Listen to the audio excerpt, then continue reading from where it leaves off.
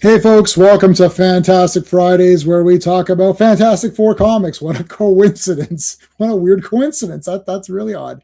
But yeah, that is what happens on Fantastic Fridays. So thank you for being here. Looking forward to talking about these issues tonight. Uh, Before we do that, we're going to quickly let everybody know what's coming up. So, oh, wait a minute. I don't have this. I don't have this graphic yet. One second, guys. Hold on a second. Got to get my graphics all in order here. Um, oh, of course not. Of course I can't fit it in. It's so annoying.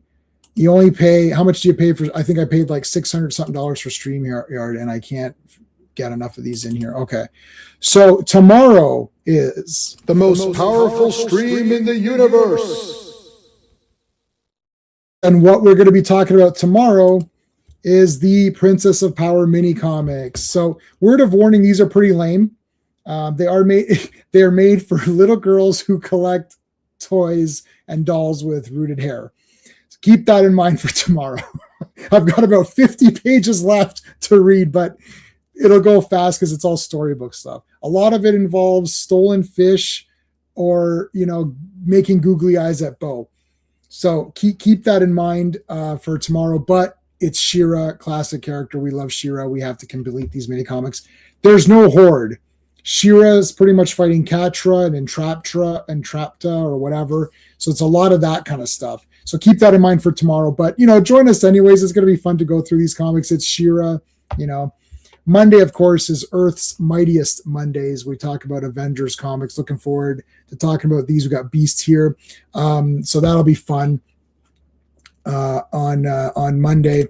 Tuesday night Terrorvision, we're covering They Will Kill You, and they definitely do want to kill her, and she fights back. And it's a pretty damn fun movie. So we're going to talk about it in depth on Tuesday. Wednesday, of course, we're back for G.I. Joe comics. The drama continues with Destro and Cobra Commander here. Who will win? Who will be the leader of Cobra? Well, I don't know. You're going to have to find out on Wednesday. I don't even know. I haven't read these comics yet. 1 week from today, of course, we are back for Fantastic Fridays. 4 more issues of the Fantastic Four. So, okay, before we start, we always thank the channel members, and let me put up this here. So, our channel members are called the Super Friends. So, I want to thank all you guys all personally for being Super Friends. I'm going to read out the names of the Super Friends. So, thank you to Dan, Steven, Sean, RR, Philip, Mark, Digger Jim, Brennan, Wagner, Just Joe, GT James, DJ, Rogues, Java James, Killer Pizza, Adam Moore, Al Davis, FK, Daxonar, Nicholas, Raj, Crafting and Building, Phantom Outsider, Wellbore, The Real Headcase, Taylor Winder, and Russ a Fuss. Thank you guys for being members. I appreciate it. So there you go. Okay. And I'm going to talk about Clobbering Times in just 1 second. I want to bring Sean in first so he's not hanging here. Hey, Sean. Hey. So we always thank Clobbering Times at the beginning of every stream. He's a buddy of ours, love Fantastic Four. Clobbering Times was the name of his channel, so obviously he loved Fantastic Four. Al has already put a CT. So basically, put a CT in the chat. That's to honor Clobby's memory. He used to do that on his Monday night Mark C comic talk. He would have people put an M for Mark in the chat. So we're doing that for him. But just to let you know, I'm on his Twitter still, and I was getting messages from him. So clearly that's obviously wrong. So his account was definitely hacked. It's all crypto shit or something on there. So give me a break. I don't know what to do. There's nothing that I can personally do. I don't have anything to do with his Twitter account. I just happen to see it. I know even Raquel has been mentioning it to some people. So be on the lookout for that. Like his account got hacked. Come on. That's really crummy. So and I don't know if we know someone who hacked it or if it just got botted or what happened. It's probably bots. It's all crypto stuff, right? So anyway, we always mention him at the beginning of every stream. So thank you. Joe Dog was here. Joe Dog, I will send you. So the last issue tonight has Spider-Man in it, and Joe Dog really loves Spider-Man. So I'll send you a link when we get to the last issue, and you can join us for that for It that. has Spider-Man in it, yeah. Yeah, so Joe, like, don't get excited for Spider-Man. I was going to say, like, because you messaged me saying, "Well, you want to come on because Spider-Man's on," and I was thinking, don't get too excited for that because he's in it, but you'll see when you come on. You'll see when you come on. Al is here, one of our super friends. How's it going? And Quagnar is here. How's it going, super friend Quagnar? So yeah. Anyway, so yeah, that's pretty shitty. That's a shitty thing to happen if your account hacked or whatever. So that is that. All right, Steve from Comics Asylum is joining us. He's going to be maybe about another 15, 20 minutes. So we can probably start without him. Is there anything? Hey, Adam. Hello. You just put on the Wraith, yeah. Yeah, you're talking about the car, the Charlie Sheen movie or whatever. Huh. Charlie Sheen. Fantastic Four, Blastarr. Hey, wait a minute. Is that the guy? Is that the robot? Is that the Canadian robot? No, that was Astar. Astar. He's an ass. I could put my arm back on. You can't, so play safe. I mentioned it already, Quagnar. I mentioned it that his account was hacked. I did. So yeah. I saw it right away because I'm still like, actually, I still have his private chats. Whoa, dropping my stuff. Actually, I still have his private chat. I think I still have his private chats. Hold on a second. Where is he? I do. I still have his private chats. Oh, this is crazy. This is crazy. June 10th, 2024. And I was like, oh, hey, brother, I just heard the news. I hope and pray you'll be okay. Let me know if you need anything. That was close to midnight when I got the. No. That was, sorry. I sent that in the morning. So yeah, that's crazy. That was my last message to him. So that's crazy. Hey, Raj, how's it going, dude? Hey, Raj. Okay. Blastarr, yeah. All right. So what are we on here? 250. I can't believe we've done 215 of these. 15. Are we halfway done every Fantastic Four comic from Volume 1? Halfway? Probably, like the Volume 1-ish stuff. Yeah. Oh, that's crazy. You still have them as well? Oh, shit. Do I got to... yeah, Raquel sent a warning about that. Hold on a second. You know what? I don't think he was on mine. No, I don't remember that. I don't know. You told him one time you put him on. No, well, Mark is on it. Should I remove Mark? I don't know. Should I remove Mark? Well, Quagnar, is that going to be linked? No, I don't think so. I think Mark is safe to keep on there. You know why? I gave everything to Mark. Mark gave it to Klobby. Yeah. So there's no Klobby was never on mine. I don't think I even had that, to be honest. I don't think I had that set up when I think I think I set that up afterwards. No. But I'm pretty sure Mark's had it for a while. So maybe I did have it back then. Anyways, so yeah, we'll they're separate, yeah, so it should be okay, yeah. Hey Mohammed, how's it going, dude? Finally got around to Court of Owls. Court of Owls, cool. Yeah, that's a big one.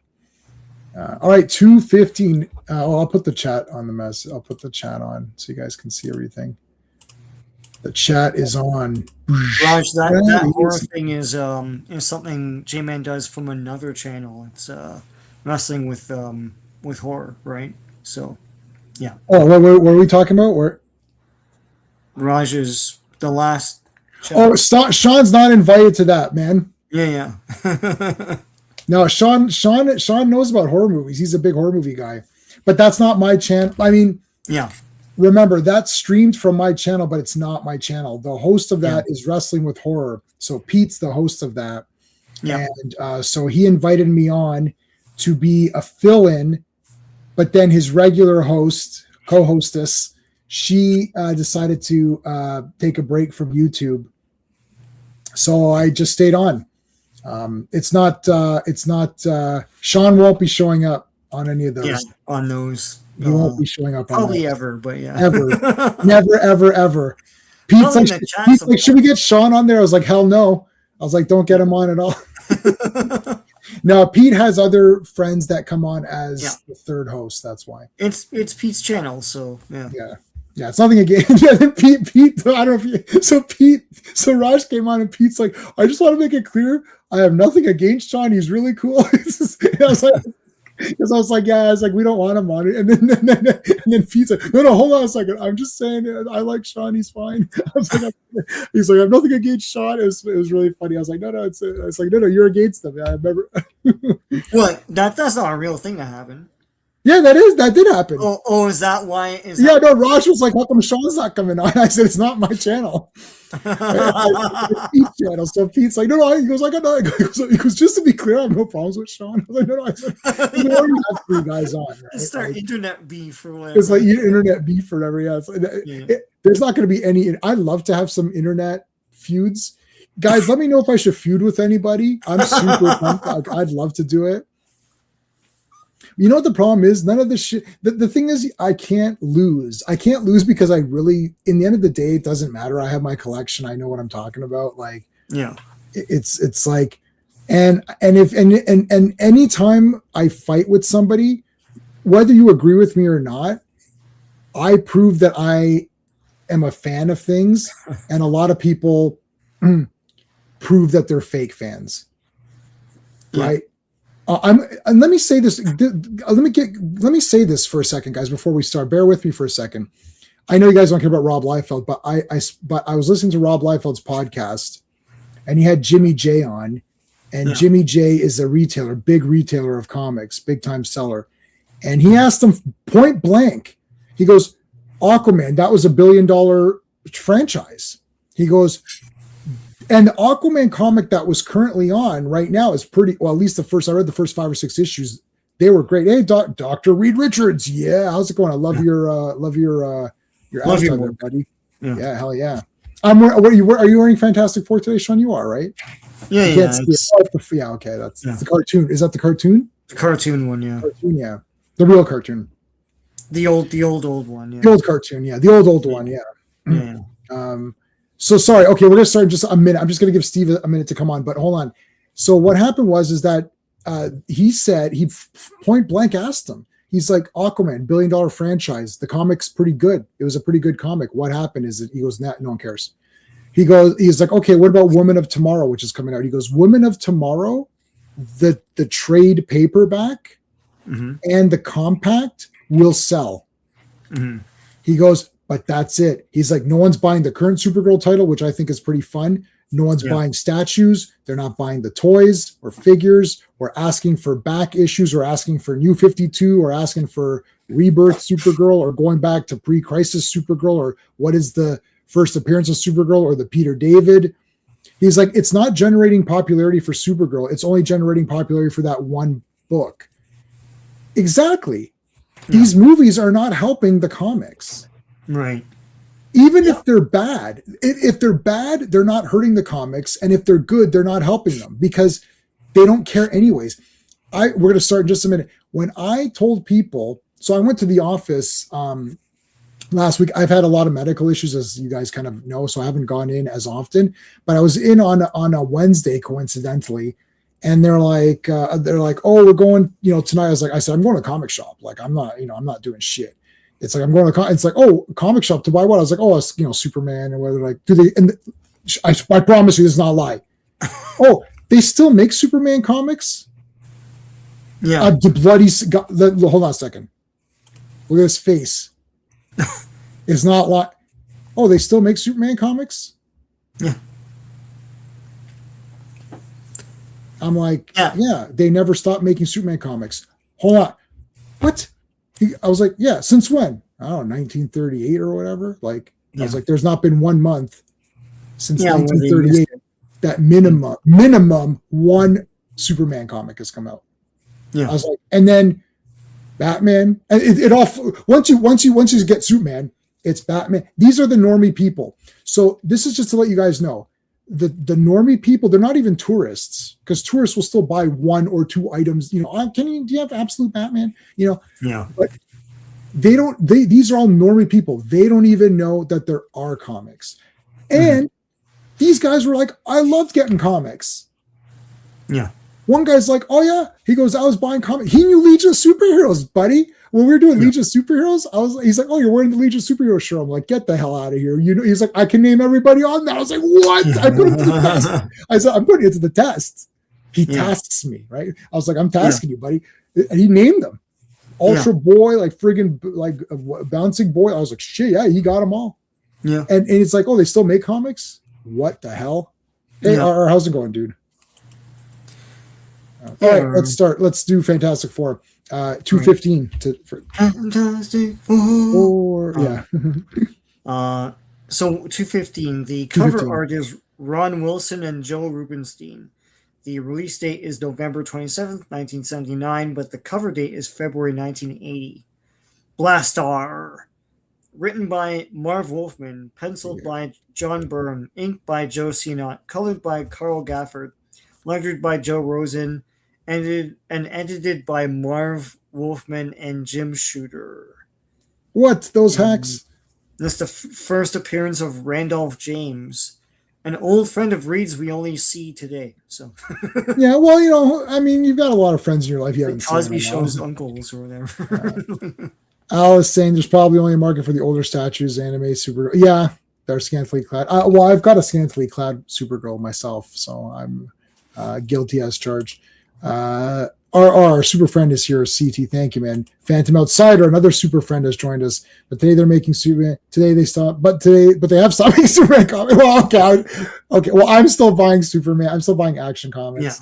Yeah. Just because I like to throw money. I like to give. No. That's a lie. I like Action Comics and I like Superman right now.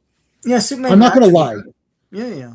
The last probably 10 Supermans have been fine, and the last probably 12 Action Comics have been great. I like them. It's been good for a few years now, ever since the end of that War World bullshit. After that, like when he was a barbarian or whatever the hell that was. Oh, that was Future State. Yeah, that was Future State. Yeah. But no, I won't lie to you guys. And I'm not saying you have to agree with me. I'm just telling you that I really like the current Superman and Action Comics. I wouldn't, and if you don't agree, that's fine. I'm just saying that I do like them, and I won't lie to you. I get nothing for saying in fact, I lose credibility if I say I like a modern comic. So, but I'm not going to lie for credibility or whatever. Okay. Yes, so we got this Randolph guy or whatever who's an old friend, but whatever, they do this. I mean, it's like Spock's brother, Cybok. He's like, I know you don't have a brother. I know you don't have a brother. In fact, I know you don't have a brother because you would have told me about him. And Sean Connery turned it down. He's like, I don't understand this, but I do understand Zardoz. So, why is there every time there's got to be some weird Zardoz like it's a good movie. Dental floss outfit, man, it's great. Oh my god! All right, so there's explosion. I like this. I like starting off with an explosion. His name is Blastarr. An explosion happens. Shit's flying all over the place. It's actually going through Reed. Reed is stopping the. This is very cool. Flame on, starting burning shit up. Look at Thing. He's like catching shit and putting it all together. That's pretty good. So Blastarr, because there's an explosion. Yeah, the computer explodes right away. Got the negative zone, of course. How come there's no positive zone? Come on. Sue putting up the force field. Remember, guys, that they're a bit more powered up than they normally are from the last storyline where they died or they grew old and died and then they got zapped and came back or whatever. No, you're not currently cosplaying as. I love Zardoz. Don't make fun of. You can make fun of Zardoz, but just know that you're. Al, you wouldn't be able to sit in that costume, so. I don't think Al is. You got to be really hairy for that one. I don't think I'm hairy. Oh, enough. I could do it. Yeah, Sean could do it. Sean, you're. I could do it. Yeah. It's like who's got the better chest hair or whatever. I haven't encountered this since I was a kid. Some guy made fun of me on the streets in downtown last week. I told Jen about it. We laughed. It's like I had short sleeves on, and two businessmen were behind me, and one guy was like, "That guy's hairy like an animal," and I didn't know what he was referring to. I was like, "Oh shit, it's my arms!" No way! I laughed. Yeah, got like he guffawed or whatever. So yeah, that's what happened. Yeah. Wow, and that's in Canada, guys. How do you like that shit? We're rude as shit here. What the hell? That's wow, that's crazy. That's actually crazy. Yeah. To say it loud enough to hear. Yeah. Wow, what a bunch of shit that is. Yeah, it's horse shit. But whatever. Wow, that's crazy. I trained to catch, so I had to take off. Oh my god! Imagine you turned around and shot him in the face with a gun, and it's like, oh, I thought that. It's like, oh, look, that guy's got a hole in his face. Isn't that funny? Whole face. Yeah. It's like, oh. Anyways, all right. So I like how I was going to call him thingy. I like how Ben has got the whole entire computer like in a ball or whatever. It's like, oh, it's right here. Just pick through it, you know. Dan's Comic Corner. What's going on, dude? Hey, Dan. Dan is here. We got a lot of Dans and Steves in our lives. Yes. It's like there's too many of those. Hey, where's Phil? We haven't seen Phil Owens in a while. Does anyone here know what happened to Phil? Because we noticed last few streams he hasn't been around. So. I'm going to email that guy. I got his email. Yeah. Okay. I'm going to email him. I mean, I'm not looking for views or whatever. I don't care, but like, I just but we're just a little concerned. That's all. Yeah. There's a few guys that I haven't seen in a while that like were kind of. Well, whatever happened to Hungry Boy? Is he just no? You know what? No, Hungry Boy. There is some medical. There's something. Okay. I'm not in the. I'm like. Remember in Zorro, there's the different circles of training, and you get closer. Yeah. Like I'm like in like a far circle. I'm not in the in. Yeah. So I don't know, but there's something up with Hungry. I've messaged him a few times, and he's not responded. So there is something. Yeah. Call you the Canadian Dan. My mouse is jumping around. The thing about. It's an amazing idea. It is, and executed amazingly. You said bizarrely. You meant to type amazingly. And John Berman's Excalibur is a 10 out of 10. Yeah. Okay, so here's the guy that came out of the negative zone. Do you know what his name is? It's Blastarr, of course. Blastarr. Now, we're going to get a new Fantastic card tonight. Yeah. They're not going to have the bathtub. They're not going to have the bathtub anymore. Did I just pen myself? No. Canadan. Oh, I like that. Canadan. I like Canadan. So there's all these like Death Wish like street thugs in these comics, and this one and the next one. This random guys with chains and knives, you know, like West Side Story or something. Canadian, yeah, that's good too. Yeah, all of a sudden, these it's literally Death Wish. Like, who are these punks? It's like, what are you guys doing here? It's like, oh, they're gonna pick on some scientist man. You know, he's like, you must be rich, right? It's like you really don't understand science. Yeah, give us your lunch money. Yeah. Like, give us your lunch money. Give me a break. Hey, Classic. Hey, Classic Comics. I can't highlight comments. My mouse is. I don't understand why this mouse is always messed up. I'm just gonna get a. You know, I got a wireless mouse, and it's like, I just go back to wired. Yeah. Stupid losers. So these guys try to steal this guy. They mug this guy. I can't believe they mug him. Yeah. I mean, that's crazy. All right, Dan, take it easy, man. All right. All right. So Johnny jumps out to go check out what's going on in the backs, and he gets nailed. Boom. What was that? What the shit? Quick, save your brother with your like mental thing. Yeah, make a shape like you're a Green Lantern or something. Yeah, she can do Green Lantern shapes. Now, she does mention that at a distance, she wouldn't have been able to do this at this distance, but they have been. Their powers were upgraded since last time. They went up a level. Yeah. What was it? Column shift. They've gone up +1 column shift. That's the TSR. That's like that's a deep cut, man. You got like I know Classic Comics knows what that is, but the column shifts +1 CS or whatever, and then you can roll. Oh, they rolled a red. She rolled a red. Yes, this is it. She did it. Okay, now Blastarr. Okay, so wait a second. All right, so they get in here, and Blastarr is like, blasting them because he blasts people. I don't know what this might be. Is this the first time we've seen this depiction of the blasting? It's like from the fingers, like that. Yeah, it's kind of weird. Yeah, it's like a John Byrneized version now. John Byrneized, yeah. Byrneized, yeah. Byrneized. Yeah, he shoots bomb bursts or whatever. That's pretty cool. Yeah. They were youthened. You're right. They were youthened. Larry Jewish. Larry Jewish. Yeah, Jewish Jerry Lewis. I always do that. It's like Polly Darton is from. Remember Polly Darton from Street? Polly Darton. All right, so so Reed got nailed. Here comes Sue with some force field blasts. She foomed him. Friends of Old Marvel. Foom. And then at the bottom it says Reed foom now. Don't bet on it, bozo. Crunch that thing up. That's cool. Blastarr.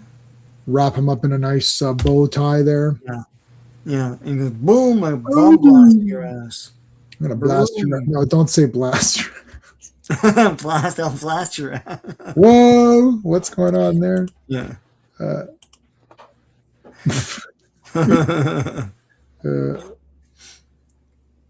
All right. Oh, he nailed him. Good. Okay, so no, he can. It looks like he can just like project this from like anywhere.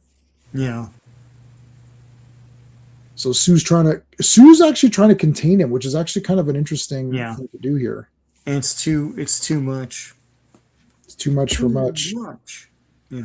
Too much for much, yeah. So I wrote, Sue contains him as long as she can, but no. Was that a subliminal? It was. Let's get subliminal. Subliminal. I get subliminal. Let's get getting into subliminal. Yeah, he's back. No, it does shoot out of his fingers only. Yeah, okay, so that was the other. He's Starfinger. Yeah. Okay, so Sue got nailed there. Now this is interesting. Reed wraps himself. So Reed is doing basically the same thing, except is just wrapping himself around the guy. Yeah. So unwraps him. But I like he's like sort of impressioned into it. Like, oh, he looks like Juggernaut there. Yeah. Yeah. And then okay, breaks out that, and then lurking in the shadows. Look at this guy. What's this guy up to? It's like, so Herbie opens the big window here. Yeah. What's Herbie doing around here? I don't know. Blastarr is a loser in 2 dimensions. He was originally the ruler of a planet in the negative zone, but the people turned on him, trapped him, and sent him into space. And he found the portal out, and then found the portal, and then he loses again on Earth. Yeah. Mm-hmm. Blastarr, you got to redo your resume, man. You got to like get some. Maybe you should do some like community service or something. Get some extra points on there. Yeah. All right. I like when Thing grabs a guy and then he's gonna like punch him. Blastar's raising his hands. He's gonna blast Benji. I gotta save him. Friends of Old Marvel. So now Herbie, helped out a little bit there. Yeah, he'll be a bad guy. Yeah, he'll be a bad guy tonight. In fact, he'll be bad guy tonight. Yeah. So he's falling down, and then he's gonna look at this. He like basically drills a hole through the ground here. Yeah. Superman 1 style. Yeah. So Human Torch blasts him. Did you like Oh, cool! I'm glad you like. We didn't like it. Yeah. Because the characters weren't as fun. Really, it was just kind of dull, actually. Yeah. Oh, hold on. Steve is here from Comics Asylum. Let's bring in our buddy Steve here. You ever play roulette? Always bet on black. Nice. How Hey, goes it? Steve. Not too bad. How goes it with you? It's good. It's good. It's Yeah. up and down, but good. Yeah. I'm happy to be here with you guys. Awesome. Yeah, we're glad that you're here. Hopefully, have a little bit of fun. Yeah. Yeah. Most definitely. 1 second.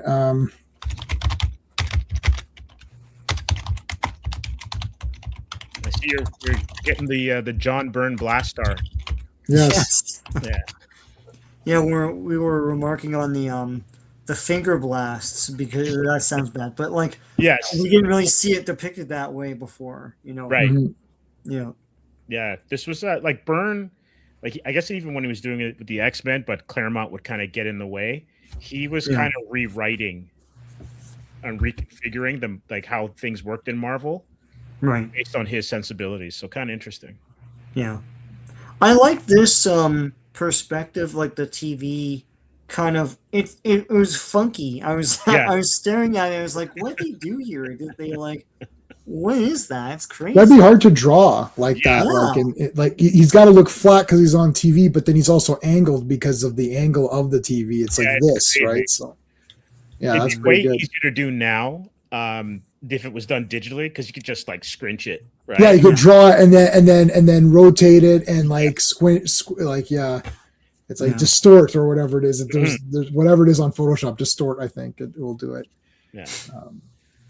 I like Ben here. Looks really cool on the side here, like this. Yeah. Look at all the layer. Can we just do a quick? Hey Hugo, how's it going, dude? Can we take a look at this for a second? Check this out. We got this guy super in the foreground. Look at the layers here. One, Yeah. then there's this, then there's two, and then there's Johnny back here. Yeah. Mhm. That There's is so much great. going on. Yeah. Yeah, that's fantastic. Damn it! I ordered a pizza. Sorry, it's like, oh, these punks beat me up. They took everything. Okay, I got to go help them out. Now, this guy's got the evolve machine. So he thinks that he's going to go in there and evolve to where he heals. Right. Yeah. Nothing will go wrong, though. That's 100%. If you can count on anything, is that nothing will go wrong. That's It's almost like they haven't heard of Bruce Banner in this Right. universe. Yeah. Scientists don't do stuff to yourself. right. Scuttlebutt. Looked amazing for me. Too many problems. The characters don't act like comics, especially Reed, who's an idiot, and Galactus pathetic, just a kaiju. Oh yeah, for the Fantastic Four movie, yeah. When I first saw it in the theater, I thought this was pretty cool. Like it was kind of neat. I think I gave it like a 6 out of 10 or something. And then I watched it again. I was like, wow, it's really dull. Yeah. It's cool when you see it in IMAX because Galactus just walking around and his ship looked cool. Like that was kind of neat. But Ben and Human Torch were very kind of meh. And then Reed, like he was okay, but like I don't know. It's just I don't know. They depict him as neurodivergent rather than just being a genius. I mean, yeah. it's like if the characters are going to be dull and not really interact with each other and not have any conflict, then why am I spending my time watching them? Like it's not something I want to revisit, and it doesn't make me want to watch a sequel with these guys, like and spend more time with them. So I think the other two, not counting the 4-stick one. Well, it's better than the 4-stick one, obviously. yes, I don't think it was nearly as entertaining as the other two from before. With I will contend that was it Rise of the Silver Surfer? that was cool. It's the best out of all of them. That's the best one. Yeah. I Except mean, for it is the best one. I know a lot of people say they like the Roger Corman one. I think it's got a lot of the spirit in it. Mhm. But we all know what happened in that production. But yeah. All right, so they come back, and oh my god, this is the alien autopsy. Yeah. This is the alien autopsy alien. I don't know what it was with Marvel and togas. They super love toga. I like this guy. Yeah, it was This a way is of being Randolph. regal, I guess. He's got like a championship belt too, Mhm. of some sort. Yeah, he has. He's of course he's the heavyweight champion of the evolved in the Evolved Wrestling Federation, EWF. Yeah. Yeah, look at that. He's cool. He's got slippers on, so that's. Yeah. I'll subject myself to exotic energies in my practical accelerator. What could go? Yeah, what could go wrong? What could go wrong? Nothing. World's smartest man takes his pregnant wife. Yeah. Four stick was a bad one. Yeah, that was bad. Yeah. The Jets shouldn't. They could have done more. Just Jetsons. Yeah. Mhm. He's like he went from a doer to a watch. Oh, he's a watcher. You're right. Now look. No, Raj, I hated that movie. Let me tell you, I like Fantastic Four better than that one. I would agree with you, actually. Yeah. Superman, I did not like, and I cannot wait to obliterate and destroy Supergirl. I cannot wait to destroy that movie. I'm gonna love destroying it. It's gonna be. I'm awesome. curious because it's gone through like 9 like test screenings or something, and people are like, what's happening? Oh no. Yeah, eight of those, the entire audience barfed. Like after the first test screening, literally everyone vomited. They keep saying, "Oh, they like it." It's like, if they do, why you keeps testing it? Something's wrong here. There's some notes that they're getting that it's like red alert kind of thing. Yeah. Red alert. Okay, he can see space. Oh man, what did this remind you of, Sean? This is the Wizard. The Wizard. Yeah, turning guys into the rats. Yeah. There's no way. It's Fletcher Hanks. There's no way that John Byrne didn't know. John Byrne knew this. This is 100% John Byrne putting this on or whatever. I don't know who one of the guys. Somebody influenced this and said he's got a tournament because that happens. And the guy so at one point he turns all the bad guys into rats and then guides them into water. You're like, this is crazy. Just kill them. Just kill them. I have a gun right here.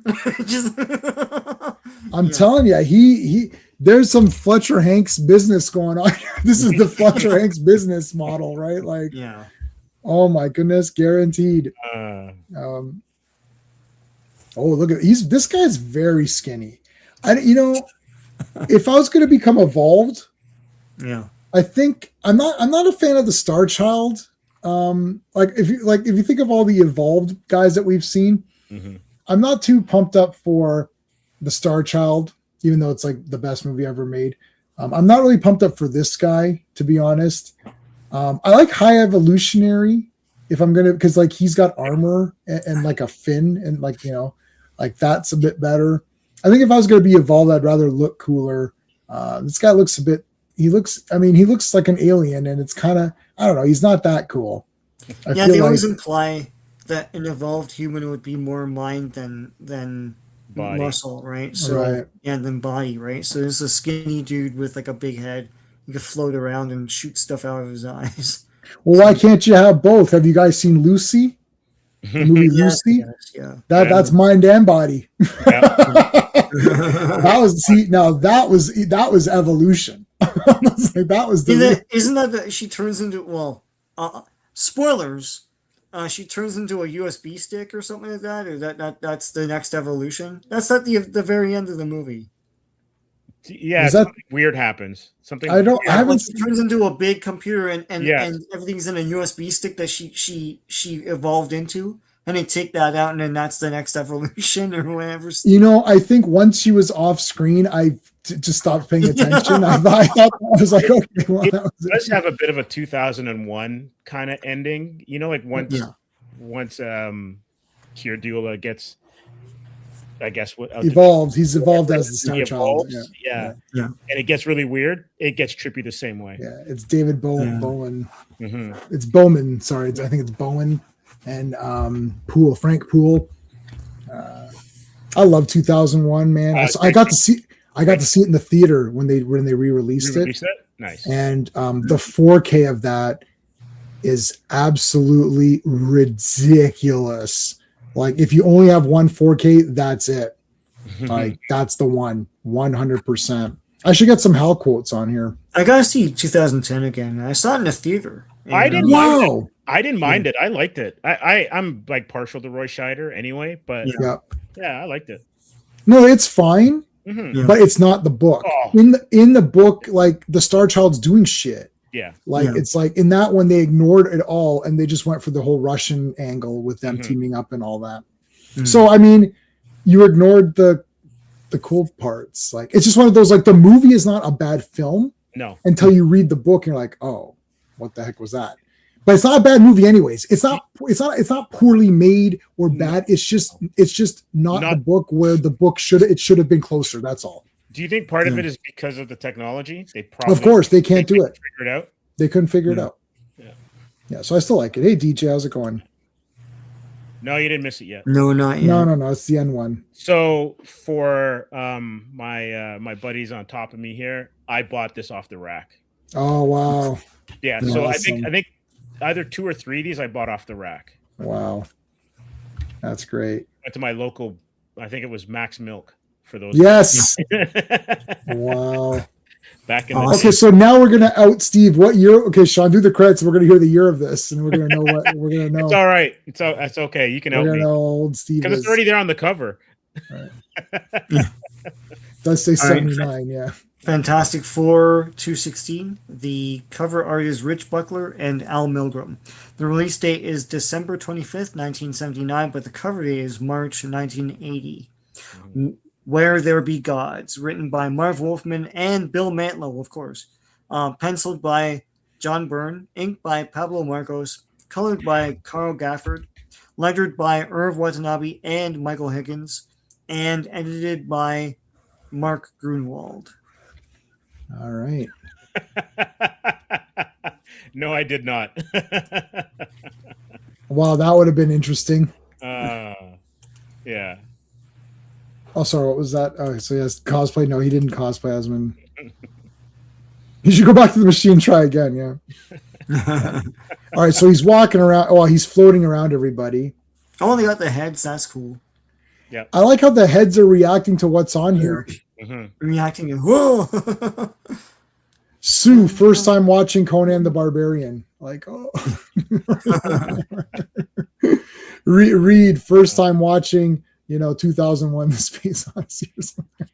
Wasn't Epic was Epic Comics out at that point? Is this kind of like a meta ad on the inside? There's going to be tonight. There's going to be an Epic Comics couple of pages we'll look at the very end. Yeah, because it's on one of the billboards. It's kind of cool. Yep. So we'll look at that. And there's an obscured Coca-Cola commercial too. So ROM, amazing. Yeah, ROM Space Night. Yeah. All right, here comes more punks. This is like the Billy Jack movie or something. These people keep being it's like who carried chains back then? it was New York, man. Because you know why? Warriors was out around this time. Oh yeah, it was a thing. Yeah. One of the best movies. Oh yeah. Ever made. It's like I bought that so many times, and I don't want the comic stuff in it. I don't like the comic book transition things they did. That was dumb. All right, so this guy comes over to the cops there, and they are dressed like I don't know what they're not. I don't know what gang they're not really cohesive, but Okay, so his name is the Futurist. Are you some kind of futurist or something? Hey GT, how's it going? Yeah, can you dig it? Yeah. And then they just got shot. I don't know. Cyrus thought he was hot shit, and then Lucifer came in and just took him out. It's like, see, you can't. There's just some people that don't want to hear your speech. Like, shouldn't have invited the rogues. It's in their name. Anyways, so he blasts the guy. But he goes in the water. He goes in the water, yeah. You have to be all safe with it. Right. So Blastarr thinks that he can control him, like, because he's naive and stupid or whatever. So here he's on the run in New York. He has an act evolved. Yeah, that's right. Like, what was your plan, Blastarr? Like, I don't get it.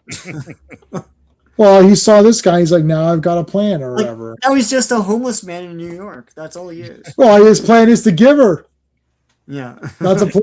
That's the plan right there. That's the plan right there. What's the plan, boys? So the plan is to just keep on giving her. He's like, is that a plan? He's like, yeah, that's a plan right there. That's hilarious. I love those movies. Okay. So here he goes in the fantastic car. I like this gadget here. That's kind of cool. Mm-hmm. They're going to introduce the new fantastic car. Yeah. First recap. You need a recap. If this is your first comic and you don't know what's happened before, then now you'll know. You need a recap. Every comic needs a recap. Recap. Okay, so there you go. You're all caught up. The futurist is like, do you think my arms are as big as the Watchers? It's like no, the Watcher's been working out, man. He's thick. All right, flame on. Yeah, let's go. So there's a new car. Yeah. I feel like they had one already. They already had a new one. This is like a new one. Yeah. This one kind of looks like the one they used in those Fox movies. Yeah. Oh, yeah. Yeah, that's true. So this is actually very interesting. Blastarr ends up blasting behind Futurist to make it look like Human Torch tried to attack him. I mean, can't the Futurist be like, yeah, I know what you did here. Like, can't he compute that this could be fake or whatever? Like, it does. Yeah, it's whatever powers is like. He bragged about being able to see the cosmos and the movement of all the stars and stuff, but he can't see that Blastarr blasted right behind him. Yeah. That would have been awesome. You know what would have been a neat twist to this is if Blastarr tried this, and then the Futurist is like, "Yes, I know what you did, dumbass. I'm not going to fall for I'm not going to fall for the banana and the tailpipe." Right. And then the guy's like, "Okay." And then the Futurist wants to kill Blastarr, and then the Fantastic Four have to protect him from being killed. Yeah. That would have been interesting. And also too, like, fire's not concussive unless it's like a backdraft where it's like the air is causing some sort of a force. Right. So this one, scientifically doesn't make any sense. Yeah, it's kind of weird. It's like you should be able to tell. But anyways, he blasts Johnny. Man, Johnny just did the Matrix there. Jesus Christ. He got super nailed on that one. Okay, so he's blasting people again from the planet Silly Putty. Yeah, that's right. All Reed really needs to do was to go, hey, where's Franklin? Yeah, can you turn Daddy's friend back to this guy? Yeah, exactly. Yeah. Franklin, can you come over here? It's like, we need you to rotate the planet. We need you to, go back through time. Or, oh, sure, here you go. Right here. Yeah. But Dad, I want to play with Agatha. No, son, she's weird and old. It's like don't stop. It's clobbering time, but he just got blasted. So even at this point, you'd think the Futurist would be like, wait a minute, that looks kind of like what blasted me. Yeah. But the Futurist thinks that Reed is jealous. The jealousy. So Blastarr wants to close up the negative zone portal. That's his main objective. Because he doesn't want to go back to the negative zone. I mean, who does? I don't want to go to the negative zone. Yeah, it sucks. I love how Mr. Evolved just takes the word of a bestial alien he's never seen. Yeah, that's what I'm saying, versus his friend. Yeah. I thought we were friends, Reed. It's like, what the shit? What's my favorite line? What does that say about me? I don't know. What does it say? It says you can shit in my mouth. So, if you take the futurist and you take Doom, do all of Reed's friends have like brain envy where he's concerned? Yeah. Yeah, they're all jealous of Reed. Yeah. Martez, Detroit. What's Hey. going on? How's it going? How many people are you guys all hitting? You're all hitting the like, right? Do you need me to tell you all that or what? Hit the like. Press the thumbs up, press the whatever. Hit the like, hit it, punch it, smash it, burn it, whatever you gotta do to it, do it. Is everybody watching from everybody? Good. We all three of us have viewers on. If you're wondering where all the chats are, they're all over the place because we're streaming this everywhere. So you got to make sure you're subbed up to everybody. I'll put links in later. I'll give you another issue or two before I start bombarding you with links to. All right, so Melton, the roads here. We just did the pavement. Yeah. It's like, so he friggin' hold on a second, Frank. What happened here? Yeah, so they just like it's like he got this like moltenized or something. So then he just blasted out of it. Well, he frees Blastarr. Yeah.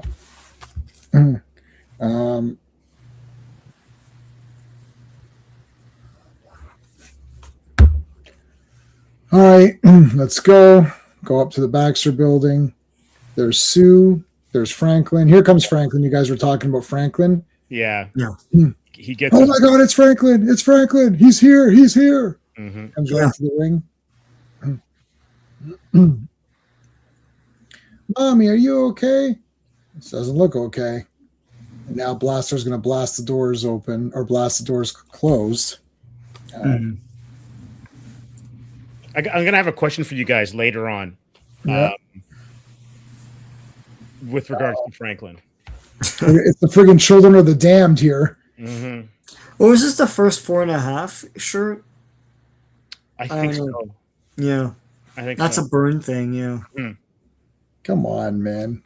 Gonna put 4.5. Right. Yeah. 4 and 1 over 2. Yeah. You didn't think in terms of decimal points in the 1970s and 80s.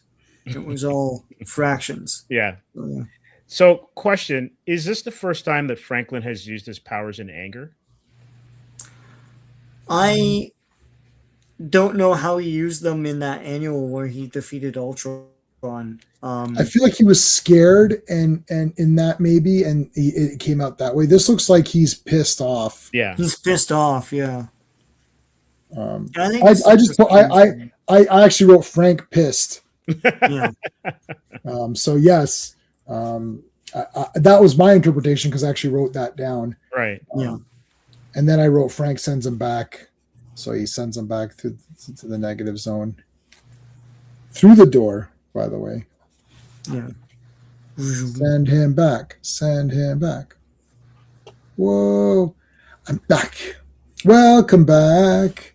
The portal was your ticket out. Welcome back to that place that you needed. Well, everyone who's still negative is still here. It's like, welcome back. Yeah.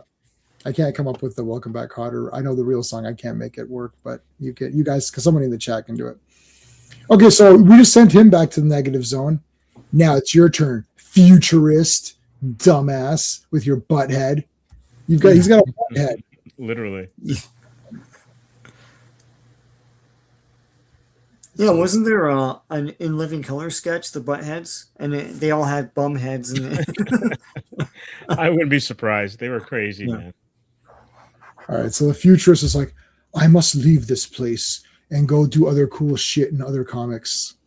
It's like, okay, but before you go, make sure that when you appear again, you have like a better wardrobe and maybe do something to work out your arms and legs a bit. Like I know you're a big brain guy, but like the body matters too. Okay, see you later, Reed. And then he goes like, "You'll evolve to my level eventually," or whatever. Mm-hmm. Yeah, well, It's you're all dead. very, of the time. I mean, it's very V'ger, and it's very like several other things, right? So V'ger's the best. Yeah, he's talking about Franklin. Oh yeah, Franklin, one yeah. day you will be awesome too. Mm-hmm. I'm pretty awesome right now. I know, but you're gonna one day be a bit more awesome. Like, shut your mouth, kid. Don't be annoying. Yeah, plot device. That plot device will be a superhero name. Yeah. It's like, man.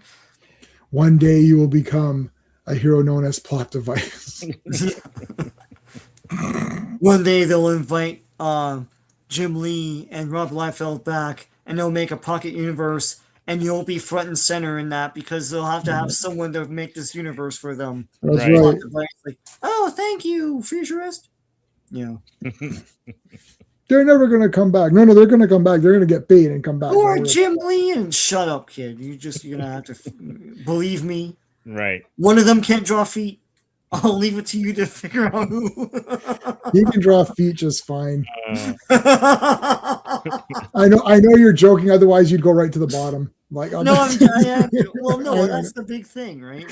I know. He couldn't draw cars either. I think he admitted that too. But yeah, Oh, that's why there's no vehicles. They all have. it's never a vehicle. He literally admitted that he's like, I can't draw guns. He's like, because he goes, I would hang out with Jim Lee, and Jim Lee was buying all these gun magazines. He's like, why are you buying gun magazines? He's like, well, because I'm drawing the Punisher. And he goes, if I draw a wrong gun, he goes, I'll get 4 million letters of people saying that's the wrong gun, dumbass. Yeah. Yeah. So I have to make it mega accurate. And Rob Life was like, that's why I made up a bunch of my garbage guns, which are just tubes and squares. He said it. He made fun of himself. He's like, that's why I do that. He goes, I can't. It's smart though. Create your own style guide. Yeah, just big, like they're just big boxes with like little tubes, and it's like, there you go. That's a gun right there. Is that a gun? Yeah, that's a gun. That's a gun right there. Uh-oh, Herbie looks angry here. Dun, dun, dun, dun, dun, dun, dun, dun. All right, there is Evil Herbie. This looks like what font is this? Masquerade. This looks like it's like Warlord or something. Mm. It looks sort of circus-ish. But, Yeah, like joins with extra magazines. He was banished.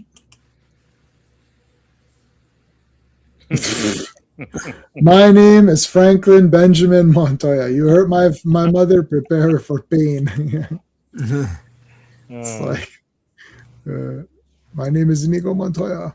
I remember somebody used to. My buddy, when I was a kid, I thought his name was Domingo, not Inigo. I don't know why. I thought it was Domingo Montoya, and we can't read credits because we're kids. We're not going to read the credits. Yeah. Inigo Montoya. You killed my father. Prepare to die. I like when he says the big thing and the guy just runs off. That was awesome. Because it's like you're waiting for this big matchup, and he just took off. He's like, "F this. This guy's crazy. I'm leaving." Guns. All right. Herbie versus everybody, I guess. All right, issue 217. All right, Fantastic Four 217. I'm just loading it. Cover art is by Joe Sinot and Gasper Saladino. Release date is January 22nd, 1980, but the cover date is April 1980. Masquerade, written by Bill Mantlo and Marv Wolfman. Penciled by John Byrne. Inked by Joe Sinot. Colored by Bob Sharon. Lettered by John Costanza and edited by Mark Grunwald and Maury Coromato. Wow, he's an editor now. Promotion. The letterist. And yep. We're gonna promote your ass, buddy. All right, let's do it. Love Jim Lee's Punisher for sure. Yeah, that was good. But that's the real Punisher. Hey, I found this video that said John Bernthal is the fake Punisher. I was like, thank God I found this. This guy doesn't have very many subscribers, and he is like tatted up to his neck. Right. He's like, this guy's the fake Punisher and all that. I was like, this guy is the fake Punisher. So I comment saying, I said, buddy, you're talking a lot of facts right now. It's the fake Punisher. He's like, why is he a raving lunatic and screaming and taking pills and like Like, what the hell was wrong with them? I was like, yeah. It's like, and it's like, why is he? And the guy's like, yeah, man, no thanks. I was like, nice. I like this guy. I watched his other videos. It's like, I like where he's just like talking. There's the editing is garbage. It's just him talking. He's like, this guy's the fake Punisher. I was like, you're right. It's the fake Punisher. So I like this guy. I like finding these random channels. So anyways, okay. So look at Johnny there, all spiffed up. Mm-hmm. He's got the big clothes on or whatever. The Saturday Night Fever. Yeah. Collar. Yes. It's like all the way down. He doesn't have any hair. It's true though. I like to show it. The bare chest. Yeah, come on, that's awesome. All right, so so Reed is trying to make the defenses of the Baxter building better. Mm-hmm. I mean, is that going to really last considering the Frightful Four? Well, I guess, Paste Pot Pete infiltrates it in the next one. Yeah. And he sends Franklin off, right? He does, yeah. Yeah. Hey, he does the gun thing. Whoa, $20, buddy. Whoa, RR, that's awesome. Whoa, orange. Wow, thanks, man. In my honest opinion, Marvel's power creep ruined many of their greatest characters, including Sue Storm and a bunch of X-Men. I agree with that. With Franklin Richards being a god, wrote them into a corner. DC has always done mega powerful characters better. Yeah, I think on the like with Superman or Firestorm or Green Lantern or any of these guys, like it seems like they're better. Some of the Marvel guys, it starts to get kind of weird because like, well, can they do this or can't they? It's really kind of weird. But the thing about it too is I know they're kind of doing that with Storm right now, where they're totally OPing her, and it's like if you make them that powerful, then why do they need to be in a group? Right. Yeah. Well, they do make the argument that they need to team up and combine their powers in clever ways, and they need someone to plan it, right? So, but at this point, in the last few issues, ever since they got old and then they came back more powerful, yeah. All right. Well, yeah. Thanks, R. I'll give you the flame on, of course, for that. And I've got the thank you, but it doesn't. I've got a few other. I tried to make a few other thank yous, but they weren't turning out as well as I wanted. We'll definitely give you that one. And with all of our, this is good. So RR is always contributing so much. So he's keeping me out of hard times. So I'll play the hard times. He put hard times on Dusty Rhodes and his family. You don't know what hard times are, Daddy. Thank you. You're keeping yourself on.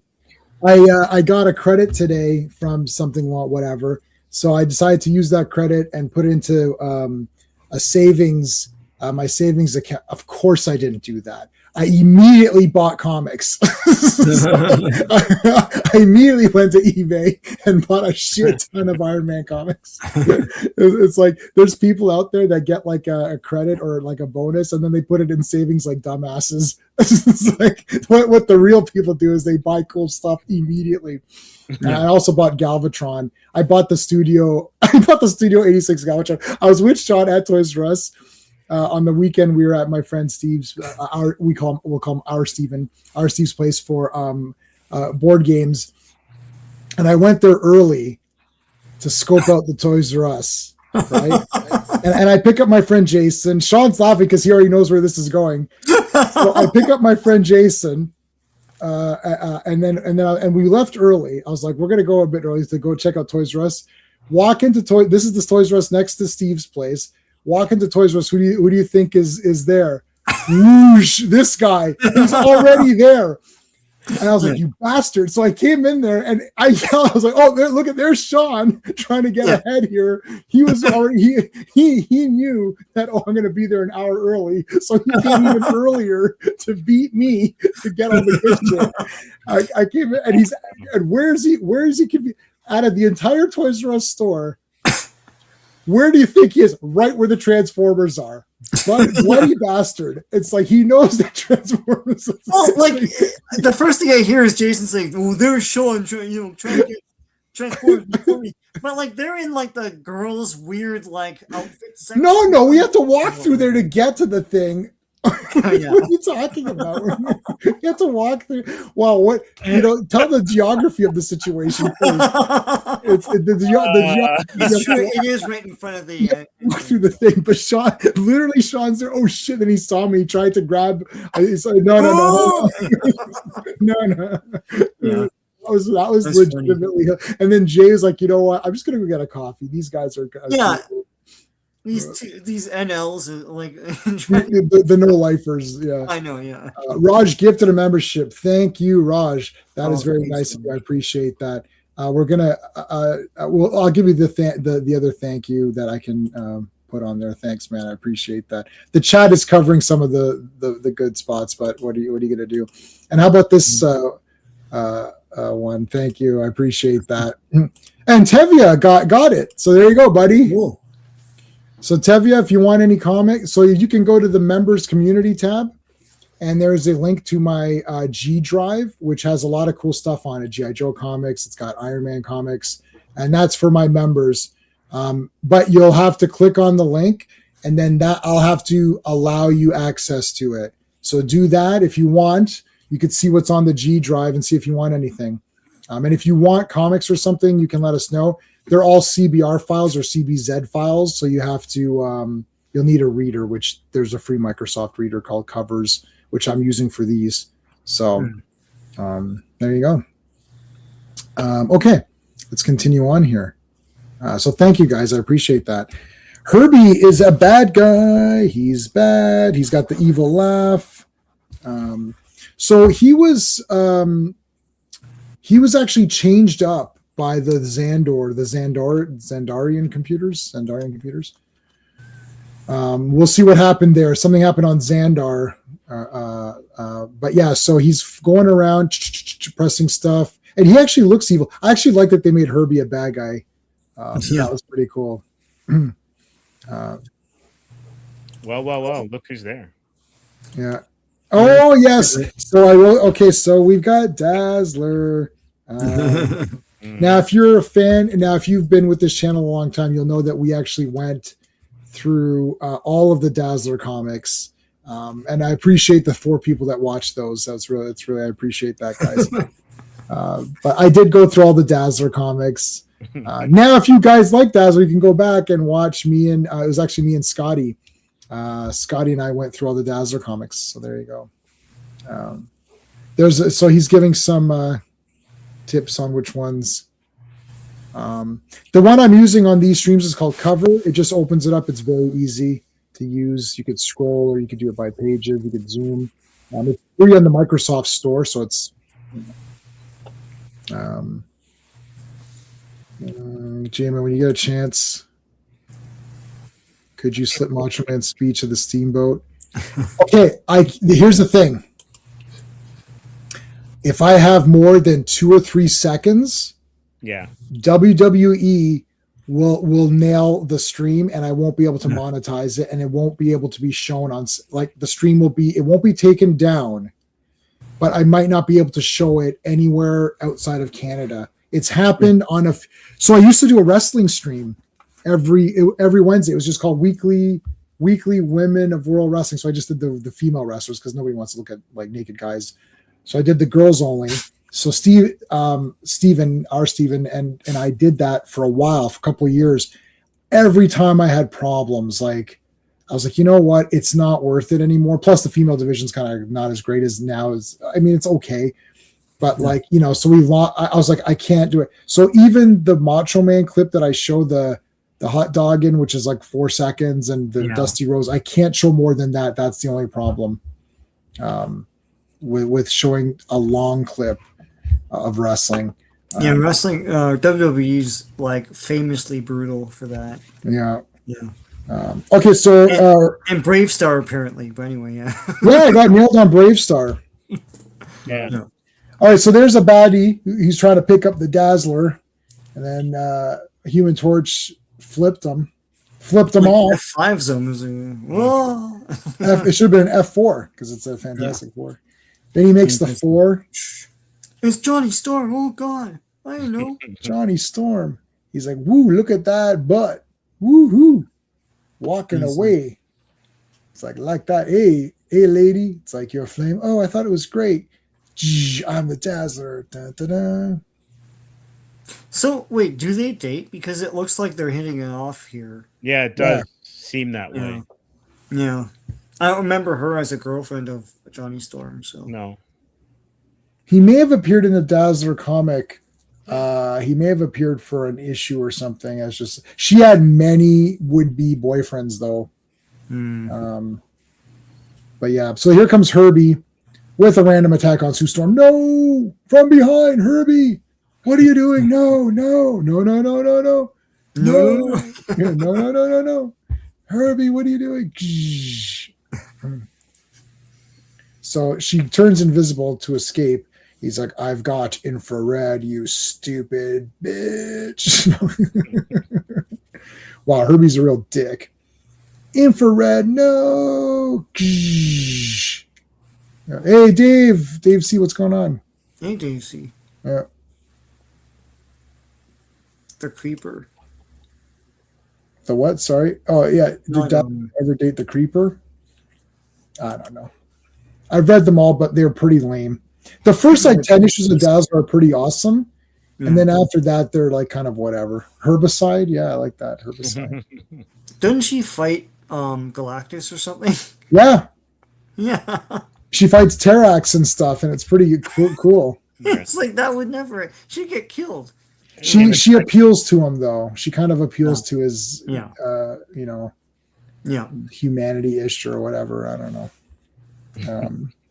All right, so Sue just got nailed and tied up. This is like a Golden Age Wonder Woman trope where Wonder Woman gets tied up all the time. Yeah. And her boobs are always around the ropes or out. You always read about, they tie them. It's like, okay, well, it's probably whatever. And then when you read it, it's like, whoa, this is weird, actually. Yeah, she's getting spanked and stuff and everything. Yeah, spanked all the time. Yeah, the creators were into that. People will talk about. Yeah, I know. You saw that movie, right? The movie. I saw the doc. Yeah. Yeah, I saw it. That's cool, man. William Marston. Right, what you know. That's all I can say. Yeah. Oh yeah. He. It's really in there or whatever. No doubt. Yeah. A little bit of a tidbit here. Byrne hated Herbie. Yeah. He hated Herbie. So a lot of what you're getting here is a little Hal 2000, or whatever he was. Hal 9000. 9000. I keep getting him and Knight Rider mixed up. But Hal and Byrne did not see eye to eye at all. Yeah. Well, now they're fixing this stuff. Every time something gets fixed, you're trying to do something with this negative zone. So they're trying to reinforce the negative zone here, and then Herbie blasts him into the negative zone. He shoots a Batman thingy. Yeah, right. Yeah. To try to grab onto it.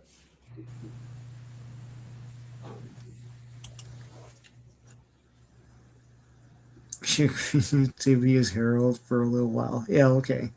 Yeah. She doesn't defeat him. She doesn't beat him. She helps him out for a little bit and then whatever. But when she absorbs Claw, that was with Quasar and stuff. What's that where they're in the mountain and they're doing experiments? What the hell is that called? Oh my god. What's Quasar's thing? No. Damn it. Project Pegasus. So they had Claw there, and she went there, and she literally, because she absorbs the sound, she literally absorbed him. Like Claw's gone. She ate him. And you're like, okay. So yeah, no, she doesn't defeat, but she talks to Galactus. It's actually those first probably 10. Let's say the first year of Dazzler was very cool. There's a lot of neat stuff in it, like Dr. Doom and random crap like that. It was pretty neat. All right, so Herbie's beating the shit out of everybody. I love how I guess Herbie had a lot of access, so he was able to do all this stuff. Yeah. Now he explains when I was on Xandar. What was this guy's name? Sun? Dr. Sun. Dr. Sun. Oh, Dr. Sun. Dr. Golden Sun. Yeah. No, that was in my mind too. Yeah.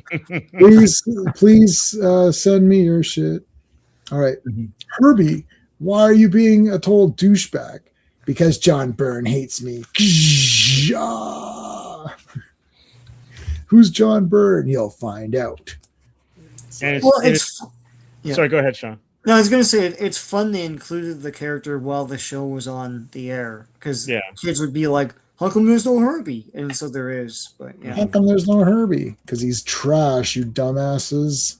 Yeah, and it's interesting that Sue is mad at Reed for sending Franklin away and says that he's kind of forgetting or missing the human element, and technology is like the major villain of this issue. Yeah, he should be called just regular Mr. Sun because Herbie didn't go to medical school. Exactly. You still have comic book. I don't know who that is.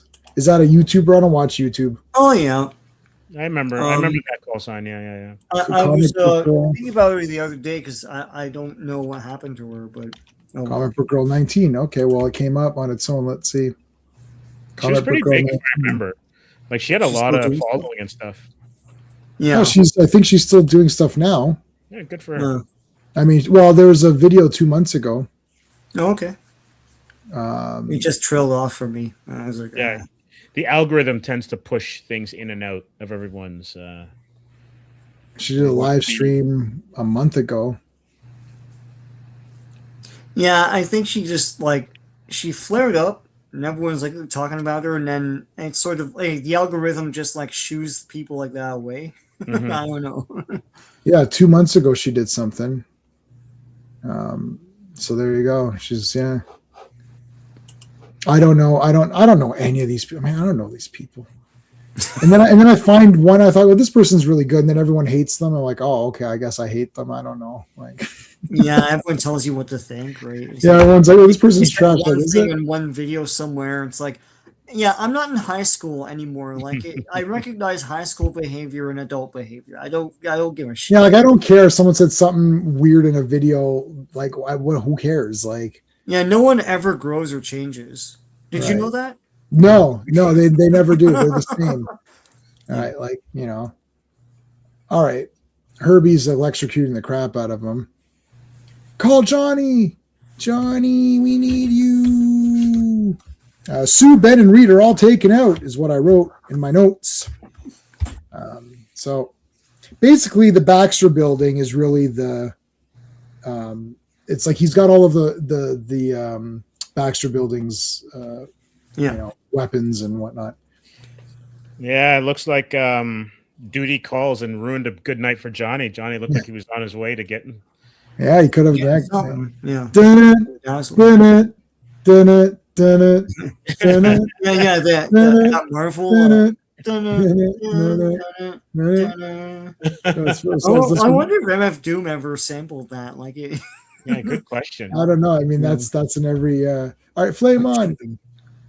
He got nailed in the building again. This is 2 issues tonight where the building nailed him. I know. Now it's all this foam or whatever. Fear of missing out. FOMO. The Baxter building attacks Human Torch. Okay, so I wrote that. So is anyone here still a little on the side of that landlord they keep bullying? Yes. It's like, come on, like God, like you can only tolerate so much, right? But, yeah. I'm totally with the landlord. Yeah. Because like now it's like people making noise in even if someone's like drilling and I'm like, oh, I want that person to die. It's like, stop drilling. It's like, well, they're having laser fights and shit in here. Yeah. There'd be a lot of boom. Like flew off into space or whatever. So yeah. All right. So now look at this. Is cool. I like this. He's stretched into the computer. Yeah, it's awesome. He's like shutting things off and stuff, and that's insane. So Dr. Sun is actually in the back. This is like HAL 9000.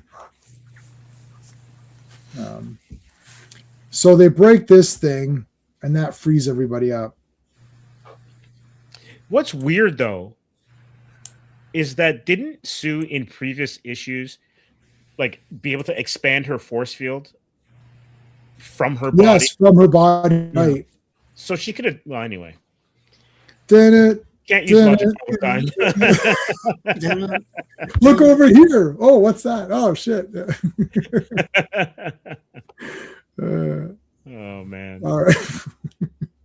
Herbie, why are you such a douchebag? I'm really Dr. Sun. Well, why is Dr. Sun such a douchebag? Wait, did I miss something? Why does Nova have all these criminals hanging around with him? He's bad judge of character. Yeah. I don't know. He was a naive hero. Yeah. So Herbie sacrificed himself here. So Dr. Sun goes back into Herbie, and then he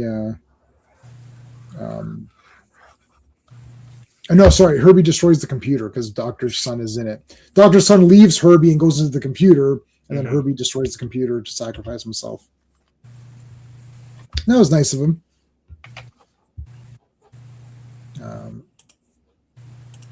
All right, before we do the final issue tonight, and Joe Dog, if you're watching, I'll send you a link. Chat.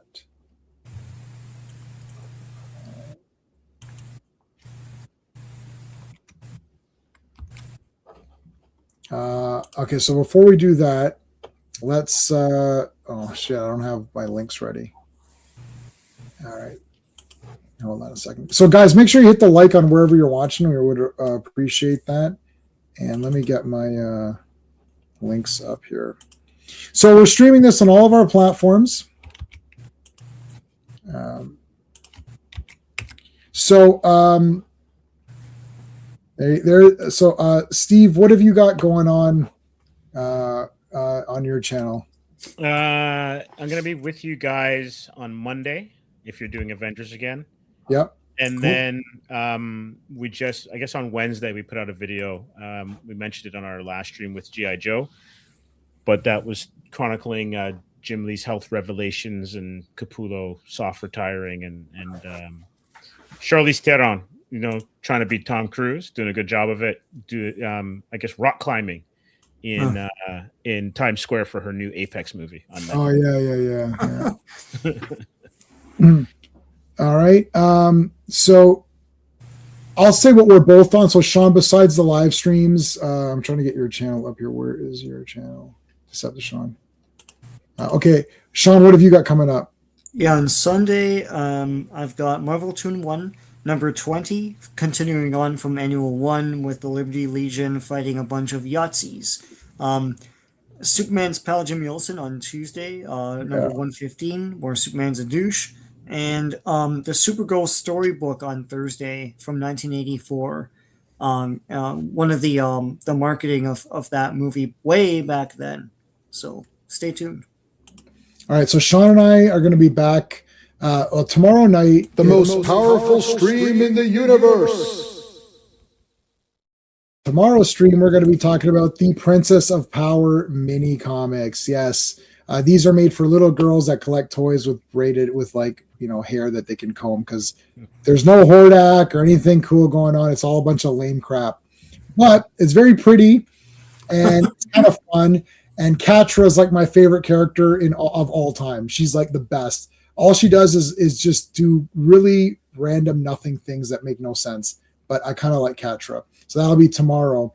The three of us plus Classic Comics are back on Monday for Avengers, 4 more issues of the Avengers.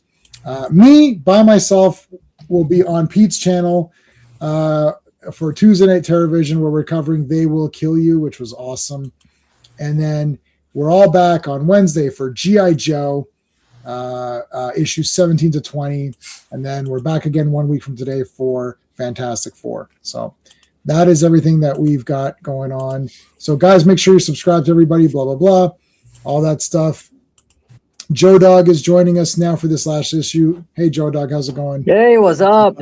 Hey. What's up? We're doing this one. This is Spider-Man appearance here in Fantastic Four with the Frightful Four, and looks like Spider-Man joined the Frightful Four. This is crazy. This is shocking. I always knew Spider-Man was a villain. I knew it. I knew deep down. It's like I know all these issues where he was a good guy, but I knew he was a bad guy. It's all the evidence is that's it. That's the whole case. J. Jonah Jameson would be happy. Absolutely. You see this? You see this issue? You see this? Or say this? Yeah, this proves it right there. This masked guy is a menace. All right.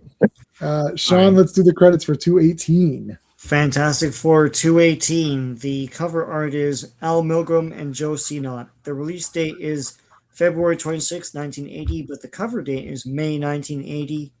When a Spider-Man Comes Calling. Written by Bill Mantle, of course. Penciled by John Byrne.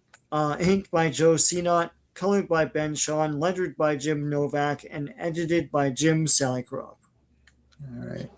All the weird stuff is Bill Mantle. I was just gonna say, how come there's anything weird? You're like Bill Mantle, of course. Like it's like the big. Oh, okay, that explains everything. It's like that. True Lies was based on a French movie. Oh, okay, everything snaps into place then. Yeah, remember? I didn't know that. Remember that happened. That happened. That's actually J-Man Reacts live on stream or whatever. Like they're like, because I was like, this is so weird. This entire thing's like, well, it's based on a French movie. I was like, oh my god, yes, that's why. Yeah, that's why. So brought the JJJ propaganda, J. Jonah Jameson propaganda machine. It's fake news. Anyway, when Spider-Man comes call. Look at this. So you guys are talking. You're telling me Spider-Man's a hero, right? Watch this shit right here. Look at this. First of all, unauthorized climbing. There, that A right there. Exhibit B. Hanging out with the Frightful Four. Boom, right there. Look at this. Stealing orange circles from somebody. Obviously, that was like a little kid who had these orange circles, and Spider-Man stole it from them. And J-Man, yep. You used that same technique in one of your favorite movies of all time. Wait, sorry? Well, it's in Superman 1, but... Yeah, exactly. That's the burglar in Superman 1. Yeah, the burglar was Superman 1. Suction cups, yeah. And now look at what he's done here. Look at what Spider-Man has done here, how despicable he is. He's kidnapped an innocent person and dressed them in a Spider-Man outfit. And then Paste Pot Pete has trapped them. Wow, that is crazy to do all of that. Wait a minute. Oh, wait a minute. maybe that is Spider-Man tied up, and this guy's an imposter. Two Spider-Men? It can't be. Two Spider-Men. Yeah. Each with the same powers of one Spider-Man. I'm trying to remember. Was this a Peter Parker or was this Amazing? That part one took place in. It was a Spectacular Spider-Man. Spectacular, yeah. Peter Parker Spectacular. That's right. Because here's the weird thing. That image actually looks like Jim Mooney, even though it's drawing it. If you take a look at the Peter Parker in the memory section, the back of his head. Okay, so it's coming out. Yeah, right there. Yeah. Where we were. Yeah. There he is. Girl, yeah. Mooney picture, because he used to ink that way. Yeah, so Spider-Man got trapped here because it's actually Electro. This is pretty clever. Electro uses electro powers to make it seem like it looked like Human Torch because it's hard to tell. Yeah. And then they captured Spider-Man and Pete pasted him up, and now Pete's using these paste things to climb to sort of mimic the powers. Yeah. And I love. Go ahead. No, I was laughing because Pastepot has been in this place so much. He knows what floor their living quarters are on. I know. I love it. Yeah. I love it. You know what? Electro in the Frightful Four is awesome. Oh yeah. Because you got Sandman, Electro, Wizard, and Trapster. That I like that. Because Medusa that's a good powers. Yeah. Yeah. Because Medusa was too cool. She couldn't be a villain. She had to be a hero. She was, and hair. It's not a villain. There's certain powers, it's not really having cool hair and stuff that's not really a villain thing, right? So Pete, and they're both Pete. Yeah. Pete, Pastepot Pete, and Peter Parker. So that makes perfect sense. So I like how he swings here, and he comes in, Johnny, what the hell's going on here? It's like, uh, yeah, they're the Frightful Four are trying to break in. They're trying to break in. All right, well, let me get my clothes on here. Smash. Oh, bastard. From behind. From behind. From behind. Foreign object. Yeah. All right, so they got to shut down the Baxter's defensive capabilities. Yeah. There's a thing working out. A big exercise room. Here comes Spider-Man. Machine security override. Thank God that was labeled. How do I shut this shit down? Oh, wait, there you go. The security override, yeah. Well, it's probably there for Ben and Johnny. Yeah. Yeah. In case if they ever have to do it. And big bold letters on an orange background. Well, probably because he doesn't want Ben to hit it by accident, because he's an oaf. Yeah. Ben is like a clumsy oaf, right? He'll just knock shit around. So there's Spider-Man, and that was cool. He tried to get him crushed there. Blind him. Yeah. And he blinds him with the light. Mm-hmm. Blinded by the light. All right, so now he's trying to fight Spider-Man. And then you see, Spider-Man stood there. He went to go punch him, and then he overrode it. Yeah. So when did the Trapster become so acrobatic? Yeah, I don't know. It took me off guard, too. I was like, how is this part of his power set? Yeah. Yeah. You guys dealt the abilities of the Trapster. Wow.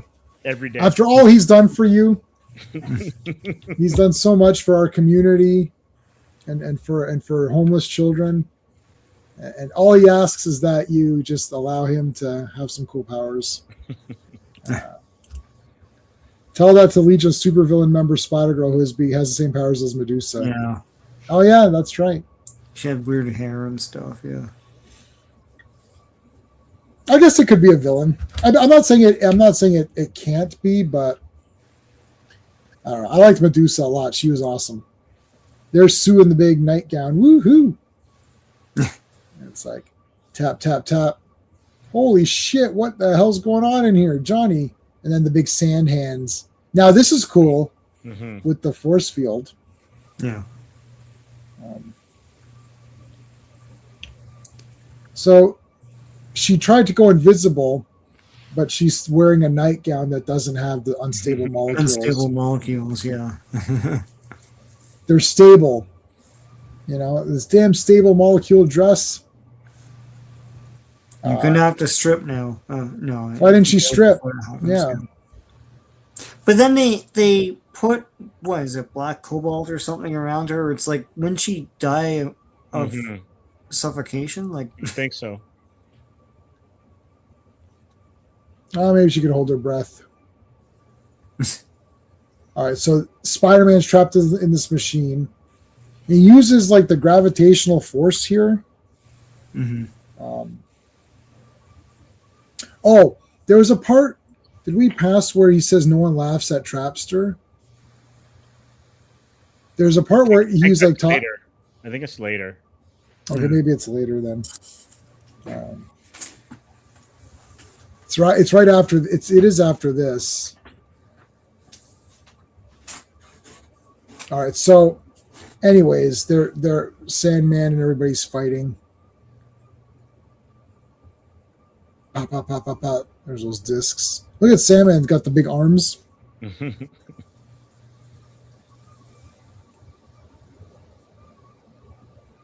You know what? Just visually, he's like Clayface before Clayface. Sandman, yeah. Yeah, how he can manipulate his limbs and make them bigger and smaller and all that kind of stuff. Trapster might have one of Wizard's anti-grav discs. Yeah. Yeah, that's a good point. That's possible. So he nailed him. There's your line. There's your line, J-Man. Oh, did he say it? Middle panel. Nobody laughs at the trap. Yeah. So he goes, people used to make fun of me when I was Pace Spot Pete, but no one laughs at me now. Who's laughing now? Kastram. Whoa! It's Spider-Man. How did you escape? I don't know. I don't know how he escaped. It was like some really convoluted thing with anti-gravity or something or whatever. It's gravitational pull. It's like, sure. He escaped because he's Spider-Man. That's how he escaped. Oh yeah, here he comes. Ooh, Campbell Clutch. now he's doing the sleep. He's doing the sleeper hold, the $1 million dream. I mean, Spider-Man just came in and started taking guys out. Oh, he friggin' threw Wizard into the Electro's thing. That's awesome. That was great.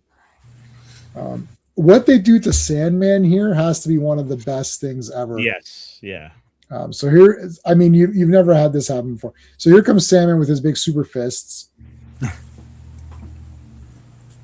And Spidey like smashes through it. It's all falling. There's Sandman all blopped over. So they actually get a big vacuum cleaner. Yeah, and they vacuum them.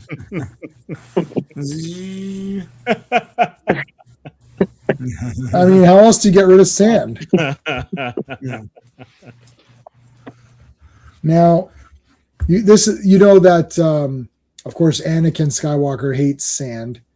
So you know, Sandman would be one of his things, but definitely if he had like, you know, a vacuum, he could have fixed the sand up. Yeah. Yep. This is so weird, like so goofy. What's going on? He's using his plot device webbing, which saves him. Yeah. It's a good thing I have my plot device webbing. He doesn't make shapes with it anymore, I guess. Like, you know, shield. Oh, that's right. Yeah, wings. You know. Oh, so good. I like the wings. Joe Dog, do you like Spider-Man with the web under his arms? Like, you know how sometimes he has those web pits? Yeah, I do. I think it's pretty cool. Yeah. No, I kind of like the John Romita Senior Spider-Man the best. What do you think? Yeah, Steve. What's yours? I agree with Joe Dog on the John Romita Senior. That's my favorite Spidey. I know they've gone back and forth with the webbing over the years, and I think I prefer it without. But you know, I'm fine with it. I also love the symbiote costume. Oh, the black one, yeah. Underrated artist when he first got it was Rick Leonardi. Like when he was first drawing him in the black suit, oh, he looked amazing. Yeah, he's really good. Yeah, I have to. I mean, I feel like I hate saying someone's the real thing because Ditko's Ditko, but like John Romita Sr., like that's sort of the Spider-Man that just like in my head I think of if I think about Spider-Man, that's kind of what I think about. Yeah. I'm not saying it's right or wrong, or you guys are like so I agree with you guys, but I know some people are kind of like yeah. Some people are mad Ditko, but here's the thing. I may be wrong on this in the chat, Joe Dog, you can chime in, but I think it's Ditko and McFarlane. I think like there's some people who are like originalists, and then the new cats love McFarlane. I liked McFarlane Spider-Man. I collected that when that started. Like I know Amazing Spider-Man. I had all those Amazing Spider-Mans, and then he did his own, like when it was just called Spider-Man or whatever. Yeah, right. I got up to like issue 40 of that or something. Yeah. I know he didn't do all of it, but Eric Larson. I was told Eric Larson, to me, John Romita Sr. Spider-Man made Spider-Man like popular in the comic books, and like Ditko did. Well, didn't they use his art for all of the ancillary stuff? Like lunchboxes and stuff. Yeah. It's Romita Sr. He was the art director, so he's kind of like Garcia Lopez, where like I agree with has a certain look, and it's Garcia Lopez. Like DC has a look, and Garcia Lopez did the style guide, and I think Romita's the same. Like, I agree with that they did do this version. Where is that? What is that, Sean? That's awesome. It's from the. That's awesome. Line. I've never seen that. That's cool. Yeah. Whoa. It's cool, but like it's attached to his arms, but it looks like it's from his armpits. Pretty cool. Yeah. What the shit? I've not seen that one. That's crazy. My Spider-Man hot take. Okay, my Spider-Man hot takes. Are you? These are hot takes. My Spider-Man hot takes. Other than I don't really like Spider-Man that much. Wow, that's crazy. Or that I love Mike Zeck's black Spidey costume, and Eric Larson was better than McFarlane. Oh, I agree with that. I'm gonna go ahead and say I like Eric Larson's Spider-Man, but like his art and all of those, it's fun. He squeezed in Archie characters for no reason, but I don't understand. And when we went through some of the comics, Jamie and I were looking, and I don't understand the triangles on everyone's mouths. I don't know if that's supposed to be reference lines that were then inked. I don't know. It always looks stupid as shit. So anyway, Yeah, I mean, I like the Eric Larson ones. The thing with Spider-Man is my number one best designed. Like he's the best looking superhero. Period for me. Easy. Well, maybe not easy, but he's number one. For me, he's number one. I don't know. Spider-Man, he's always good. Like if we hold on. Okay, well, let's go back for a second. Just for a second, just to make this point on Spider-Man. Yeah. I mean, let's look at this. This looks cool, right? You're looking at it. But if you see this page fully, or this page, you're looking at Spider-Man. It's the red and blue, that combination, the mask. There's something about it where he stands out. Yeah. Every page that he's in. He also, and I'm not quite sure who popularized this, but what makes him cool is his power set, and he never stands up straight.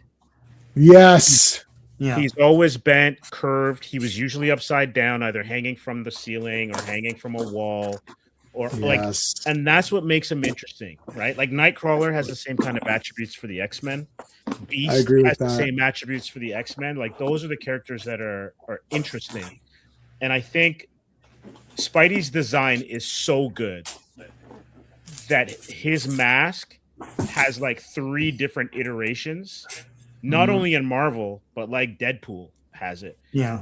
Deathstroke has his eyepiece, right? Yeah. So that shows you how strong that design is. Oh, a lot of people copied it. Yeah. Who created Venom? Oh, we don't have time to get into that one, buddy. Yeah, he's the flagship character of Marvel. 100%. Yeah. Yeah, who created Venom? We can discuss that if there's time at the end. I'll star that comment. But is that David Michelin? Michelini and Todd McFarlane, right? And McFarlane, because that's when he showed up in 98 and 99. Those are the chances. 299, yeah. And someone says, yeah, but I did the real first appearance, but correct, yeah. But then someone says, yeah, but I did this portion, and then it's just a derivative of the black costume, or it's just I mean these are like these nerd arguments. Yeah, but that monstrous look that got the character popular was Todd McFarlane. It's Todd McFarlane, I know. Yeah, with the big like mouth and the tongue and the going super all tongue. over the place. Yeah. The only thing for me is looking at the era I grew up in. So it's Byrne, Neil Adams, John Buscema, like Sal, Garcia Lopez. Like it's a long list. By the time McFarlane came along, he had the energy of Kirby, but he didn't have the craft of Kirby. And so if you go back and look at a lot of McFarlane stuff, particularly when he was doing 2 books a month, the art it's not great. That's why I think he was a genius for when he was doing Spawn. He let Capullo do it. I'll do the inks so it looks like me, but the bones of the art superior to when he was doing it. And that and McFarlane. Like, it's just that people know it's just that it was hot. Like it was mad hot. Like that's the thing, right? So it just becomes popular. It's a new generation, right? All right, so look at this. They wrap up Electro in a hose. That's pretty funny. And then he flips them. And then Trapster literally faints.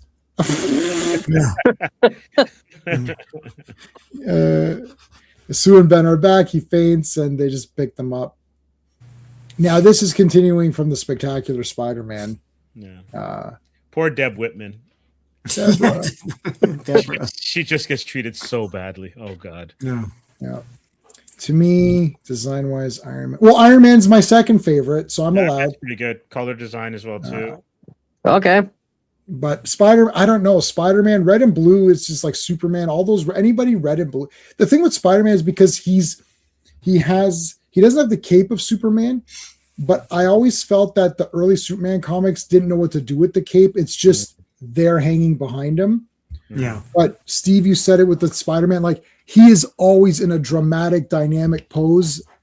Spider-Man is an amazing comic book character. Like as Sean has said this so many times, it's like even with Spider-Man's Rogues Gallery, like is it Batman? Is it Spider-Man? Yeah, but Spider-Man's Rogues Gallery are comic book villains. They look cool in comics. They're Sandman. He's just super cool. Like he's going to Electro shooting shit. Like Two-Face, like is Two-Face, like obviously Two-Face is a better character than Electro, but he's not a better comic book character. No. Then, right? Like I'm picking two guys. Like everyone loves Electro, everyone loves Two-Face. So I'm not saying whatever, but like if you say Joker versus Green Goblin, Joker looks like Joker's a great villain, but Green Goblin's like shooting shit and flying around and laughing with his mouth. I know, but it's from the time that they were created too, right? It's like Joker, Penguin, Two-Face, all those guys are from a gangster type of gold standard. Yeah. And when the 60s rolled around, it was like, there's atomic age guys, right? And it's like crazy, flashy powers that could shoot robots and stuff. Like tech was huge. Yeah.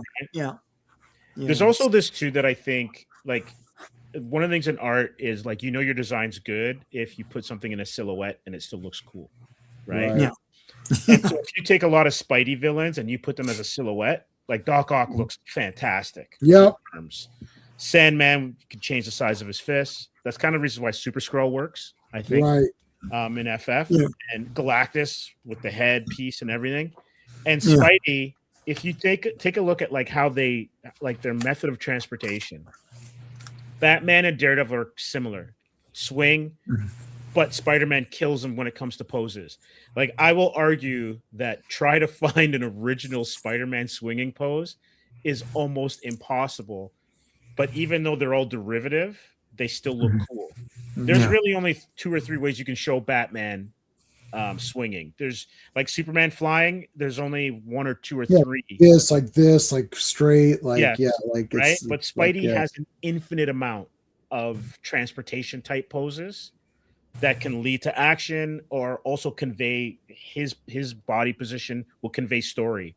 Like, is he in a hurry? Is he chilling? Like all that kind of stuff. Yeah, he'll be like hanging normally or hanging upside down, so he's just chilling versus like he's like in a move.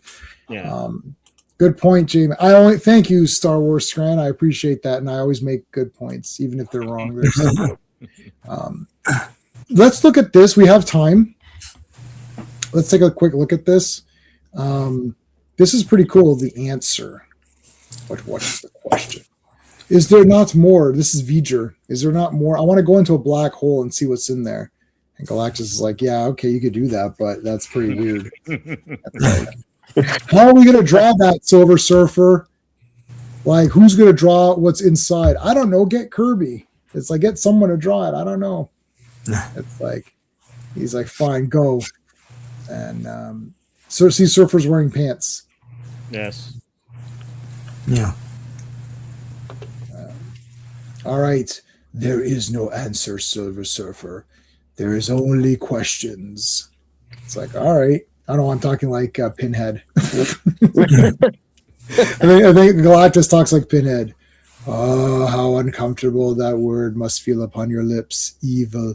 There is no evil. There is only flesh. I just watched the 4K of Hellraiser 3 with what's her name in it? What the hell's her? Oh my god, Terry Farrell from Deep Space Nine. DS9. Jadzia's. Your rationale for Iron Man being the best design is that every single variation of the design is great. Yes, I agree with that. Change the color, change the design. He still looks great. Yeah, we haven't done Defenders yet, but Silver Surfer is one of my favorite characters. Yeah, he's awesome. Yeah, he's great. I was doing videos on Surfer.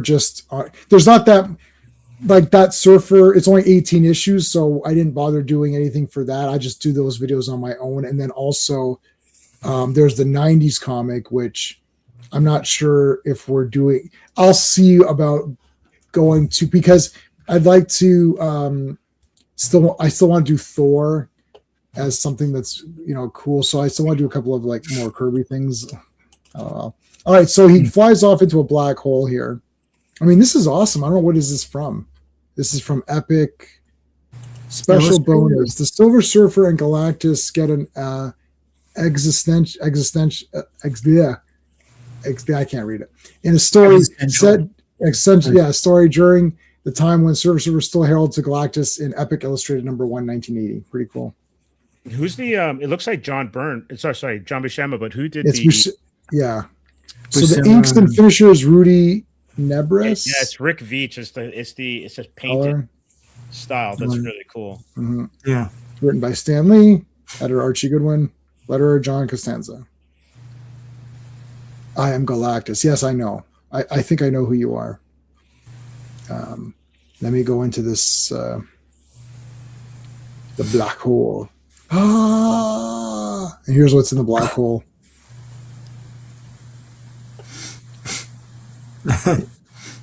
He comes back out.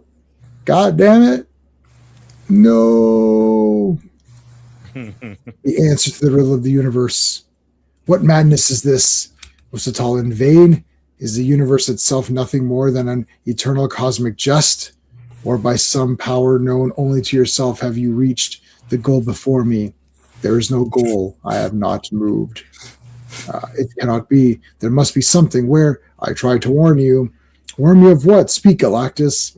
It's like man has always known the answer. Has it not been chronicled in science, song, and the legend since the dawn of time? It's like time and space are one. Here is there, then is now, and God is all. At last I understand. I search for a place, but there is no place. The answer lies within us. You're correct. There. Now you guys have learned the meaning of life. Yeah. Just some random art. Hey, there's Airwalker. Yeah. Ooh, look at that. Oh, Bob Budiansky. Yeah. Cool. Yeah. Sean his autographs. Sean got to meet him, yeah. Very cool. The hell's the Fantastic Four cartoon show. Yeah. Yeah, I hated that one. Yeah. The second one, right? Yeah. It's still Hanna-Barbera, though, right? Yeah, the one with Herbie, couldn't stand it, man. I like the 60s. Yeah. I didn't care for Herbie that much. Yeah. This is at the same time or a little after the thing meets the Flintstones or whatever. Yeah.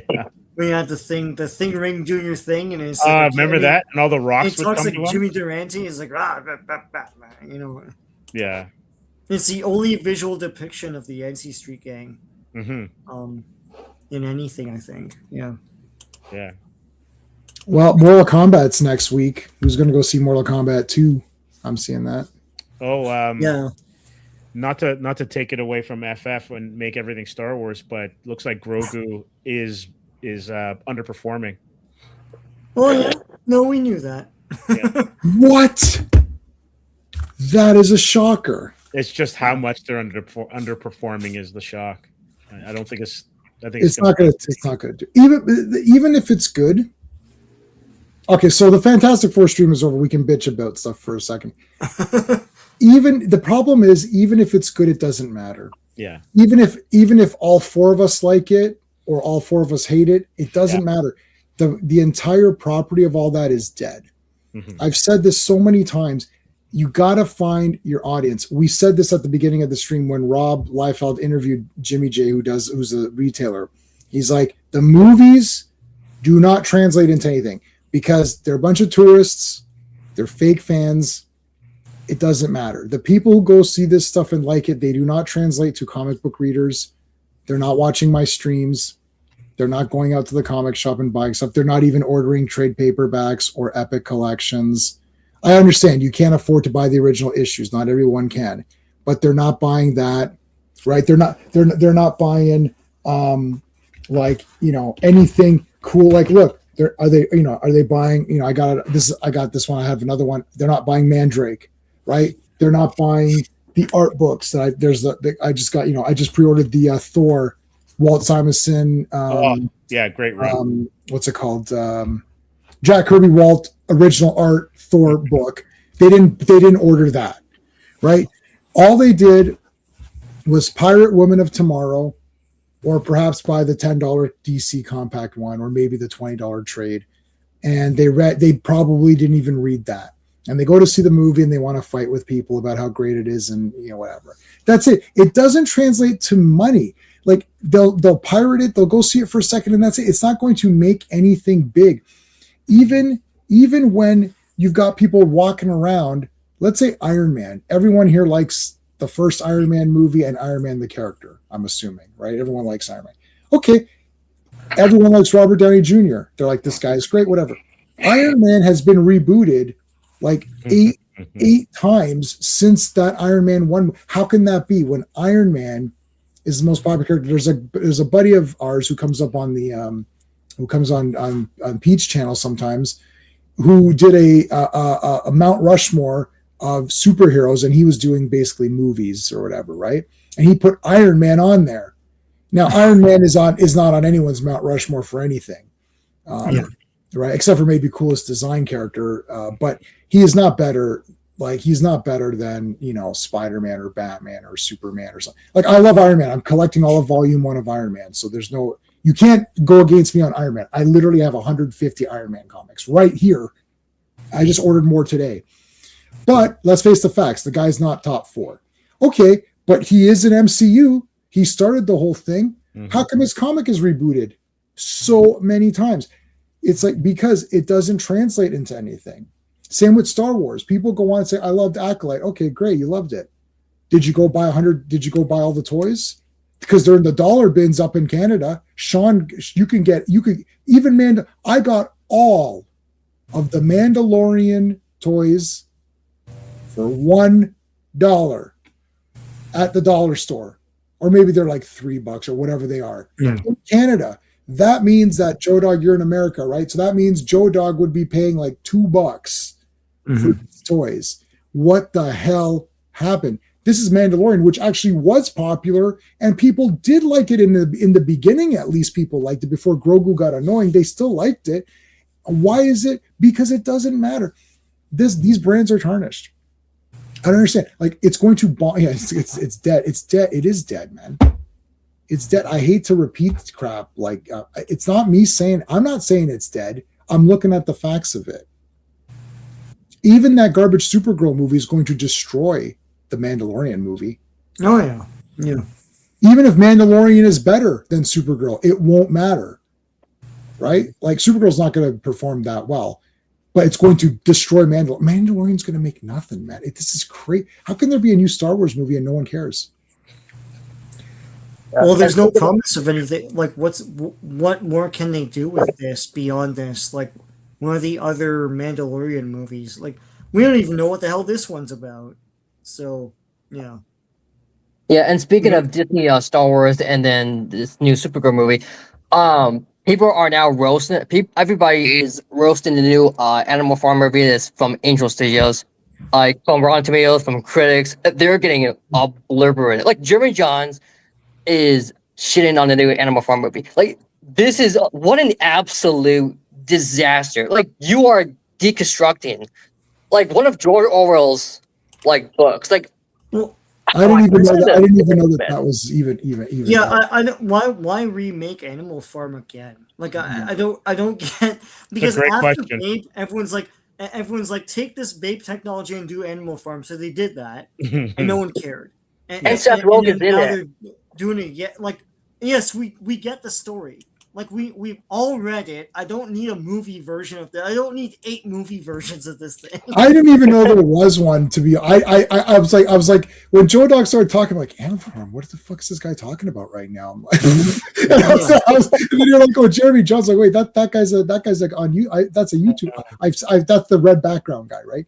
Yeah, I've seen the red back. I've seen that guy. I'm like, why would he be reviewing animal. Like, what is this? Oh, there's a new movie. I don't know. I literally don't know. But the funny part is that there's people that actually don't know for like even for Mandalorian, because I remember I took that infamous office trip. Because there's people that like the Mandalorian, like a lot of the normie guys, like, oh, I thought that was pretty. Here's what when you talk to people outside of the comic book world, you just talk to a normal person who sometimes watch some of these, and you're like, what did you think about Mandalorian? Oh, I thought it was really cool. Right? They're just like, I thought it was a cool show. Okay. Oh, you got to go see the movie? Oh, is there a movie? This is from the guy telling me I thought it was pretty good. Not someone saying I don't like it. This is the guy saying, oh, yeah, I thought it was pretty good. You go see the movie? Oh, is there a movie? What, are you kidding me right now? Like, they don't know. He doesn't even know. You know what? There's no TV. Nobody's watching cable TV. No. And there's no ads anymore. People don't know. These people, unless you're into it, they don't care. You see, my mom, not my mom, that she wouldn't go watch anyways, but let's say my cousins, my wife and her side, they'll watch stuff. They'll like, oh, this was on. They'll put it on, But like, they're not going to actively go do stuff, right? Like, they don't care. Like, I had a buddy who really liked The Mandalorian. This guy saw the first original 3 Star Wars and nothing else. He saw nothing but just the original 3 Star Wars. And I was like, you didn't go see even like Phantom Menace? He's like, He's like, I don't care about Star Wars. He watched Mandalorian season 1. He's like, hey, this was a really cool show. So this guy, I swear to you, his name is Pete, coincidentally. This guy, Pete, has watched the original 3 Star Wars movies and Mandalorian. That's it. Nothing else.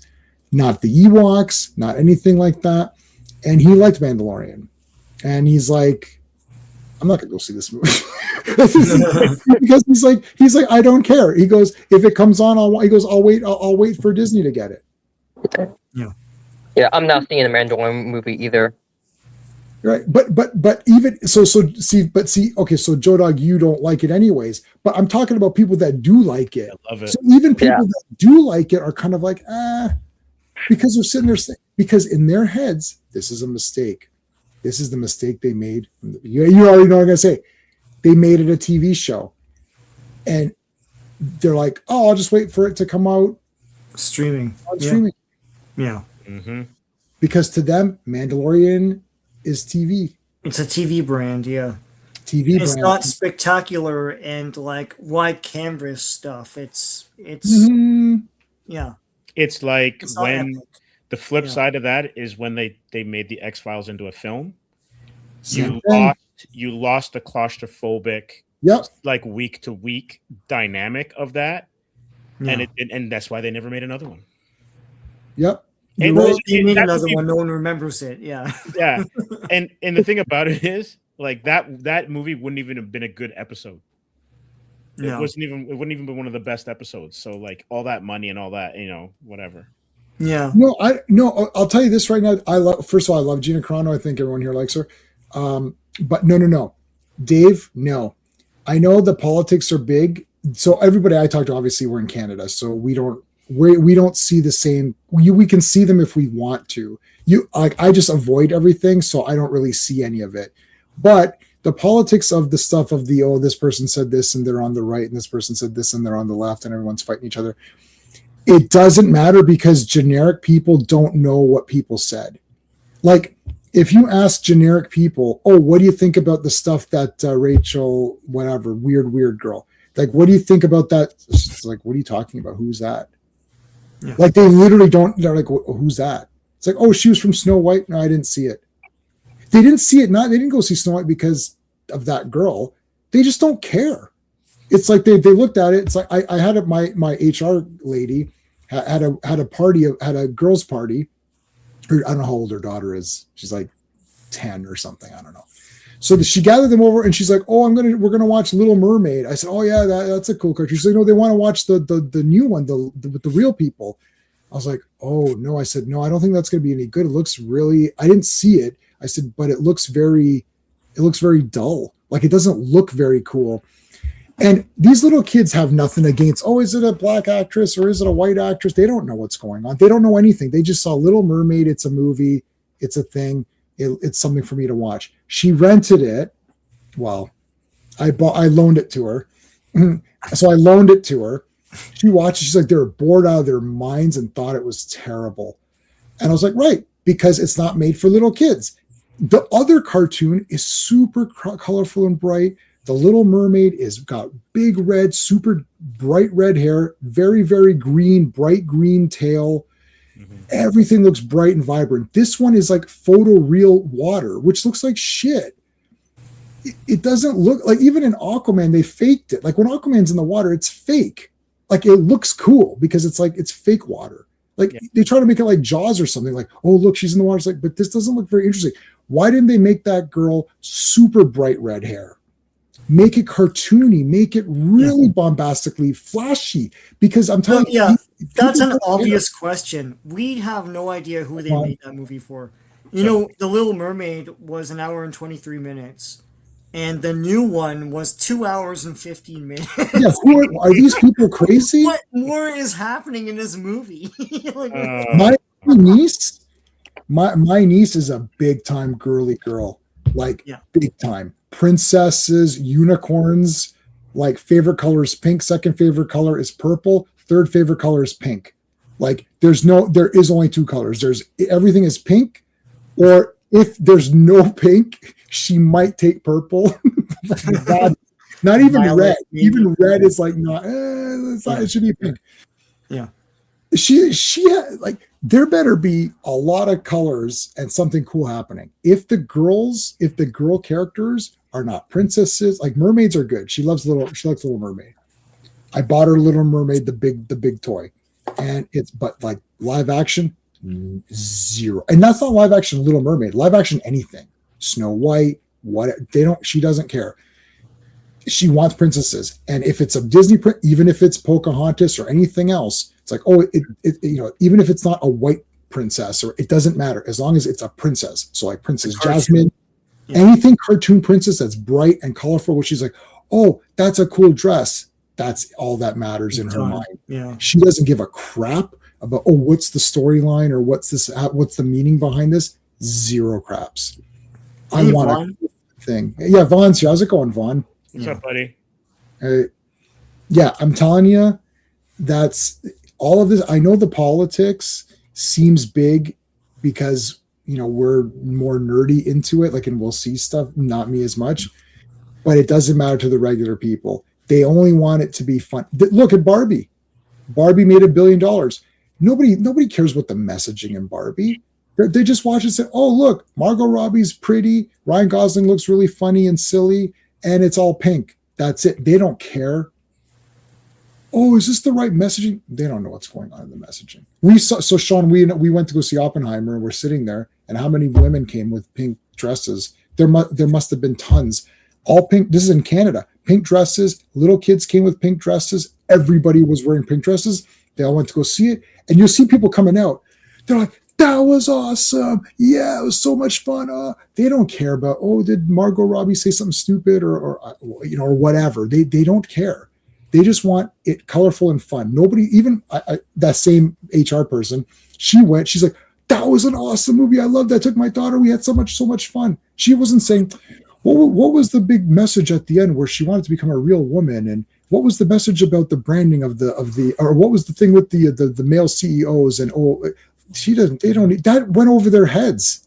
They weren't even thinking about stuff like that. Like, it's like she's like, oh, women have a bad time and all this. They didn't even think about that. They're just like, okay, she's ranting. Like they literally don't care. Nice. So Gina, you want to see Gina beat up Rhonda? Rhonda's a good villain though. I like Rhonda. Why is everyone against Rhonda? It's like, just because it's easy to root against her. That's all. She was whiny when she lost. Yeah. For other examples of people who become whiny when they lose, how about see everybody? Yeah. How about every fighter? They're all whiners when they lose. They're all on top. Then they get their ass kicked. Then there's an excuse. What was that guy? Excuse after excuse. Oh yeah, my goldfish died that morning. I had that goldfish for 50 years. It's like, goldfish live for like 2 months, right? It's like, oh well, shit, it was pretty sad when it died. It's like, that's why I lost the fight. It's excuse after excuse on this crap. This is how fighters are. And Ronda talked a lot of shit, right? She talked. Who's her favorite wrestler? Roddy Piper. Mm-hmm. That's why she asked him, "Can I be Rowdy Ronda Rousey?" And he right. She talks shit. That's her thing. I've watched all the press conferences. Gina Carano is a very nice person who comes across as very sweet and like, okay, I'm looking forward to the fight. And Ronda's like, F this promotion and F this. And she went on this massive rant. And I was like, yeah, this is awesome. And she went on this rant. They cut to Gina. She's like, well, I'm looking forward to the fight here. Like, wait, what the hell? She's like, all of a sudden, it's like, you go from one, Ronda's like losing her mind and yelling and screaming, and they pan over to Gina, and she's like, hi, I'm just sitting here. And then this is Gina Carano's like, I'm sorry, can you repeat the question? Because Ronda went on such a tangent. Even I forgot the question. I'm like, wait, what was the question? They come back to Gina. So Gina, what do you have to say? She's like, I'm sorry, what was the question? And people are just laughing because they're like, and Ronda knows that what she's doing. She's talking a lot of shit, right? Mm-hmm. It's gonna be good. I'll be watching that for sure. So there you go. Nice. The only unicorn that mattered was Legend is. Legend. Okay, no. I thought you meant Last Unicorn for some reason. Yeah, Legend. Was there a unicorn in Legend? I haven't seen that in a long time. Yeah, there was walking through the woods. Yeah, in the misty woods. Yeah, I have some popcorn. I have a few popcorn buckets. I actually have a super taboo popcorn bucket. I think I have the Captain Marvel popcorn bucket. Oh God. Yeah. Because I thought the costume. This is before we saw the movie, and I thought the costume looked cool. You know, I thought, yeah, that looks like a cool costume, right? Like it's a movie costume, but it looked cool, and the movie's pretty crappy. But I didn't know that when I bought the popcorn bowl. Yeah, Raj, in Canada, we don't get all the cool shape. We don't get those that they have in the States. Yeah. We see them and it's like, oh, I guess they're coming here, and we go to the theater and they're not there. No. So, yeah. My popcorn buckets, what you're talking about, is literally just a bucket. It's just a bucket with a design. Yeah. Design. We don't have. We did get the. Did we get the Ecto one? The Ghostbusters? No, we didn't get the Ecto one. That was AMC, and AMC pulled out of Canada years ago. Yeah. Hey, I'll tell you this, man. I like. Here's a promo for the US, man. I like AMC. They had AMC in Canada for a while. I thought wasn't it good shot? Yeah, I thought it was great. Cool. Yeah. Yeah. They played Indian movies. They played anything. They played American movies, and they had all the cool stuff. Yep. It was great. And then they pulled out for some reason, and every single AMC left, and it sucked. I had one right by my work, and I mean, we went to we used to go there. We used to meet you there. Yeah, it was cool. I could just walk over and watch movies. And I don't know. They didn't like Canada or something. They left. No, I don't know what happened. I don't know if Canadians were being stupid. Did they go bankrupt or something? Yeah, I think here in Canada. I think they did, but AMC had the better seats. It had free refill. It had refills. We don't get refills. Well, now I think they've brought them back. But for the past 10 years, we haven't had refills on popcorn.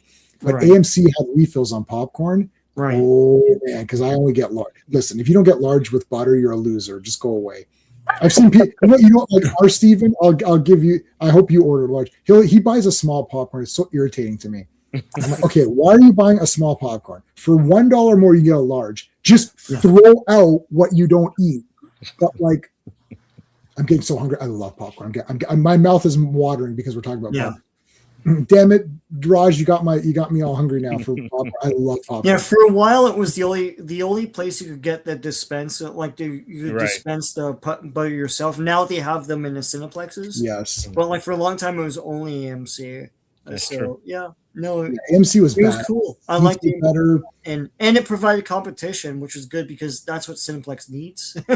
Here they have kind of a monopoly. There's some landmarks here, but not very many. So no, Cineplex is everything like over here in Canada. That's all. I don't even know if there's no Cineplex in the States. I don't think, right? No, it's different things. Like Landmark they have here. Landmark is the one where every chair is a lazy boy. It's awesome. Yeah, someone told me that, and I thought they were lying. And I was like, I went to see the Whale, and like it's just a regular theater, and every chair was a lazy boy. Like this is awesome. Is that in the States? Every theater, yeah. Is that in the States? Here. Oh, that was Landmark here. They're mostly in the States, but you can look up what Landmark. They're probably closer to you. So yeah. Oh damn! Well, first of all, why'd you go see the Whale? You went to go see the Whale in the theater? Well, Jen wanted to see the Whale, so we went to see the Whale. Brendan Fraser. It's literally a play in film form. Yeah. Okay, you know what's great? Going to see I'd go see the whale, and I'd be eating massive chocolate bars and popcorn, and then all the guys like fat and falling over. And so I'll say this for the whale. Did you guys see the whale or no? Yeah, I was gonna say something funny too, but okay, no. There's a part where he drops something, and then he's so fat he can't pick it up, right? And when he dropped it, I was like, oh, I hate dropping shit.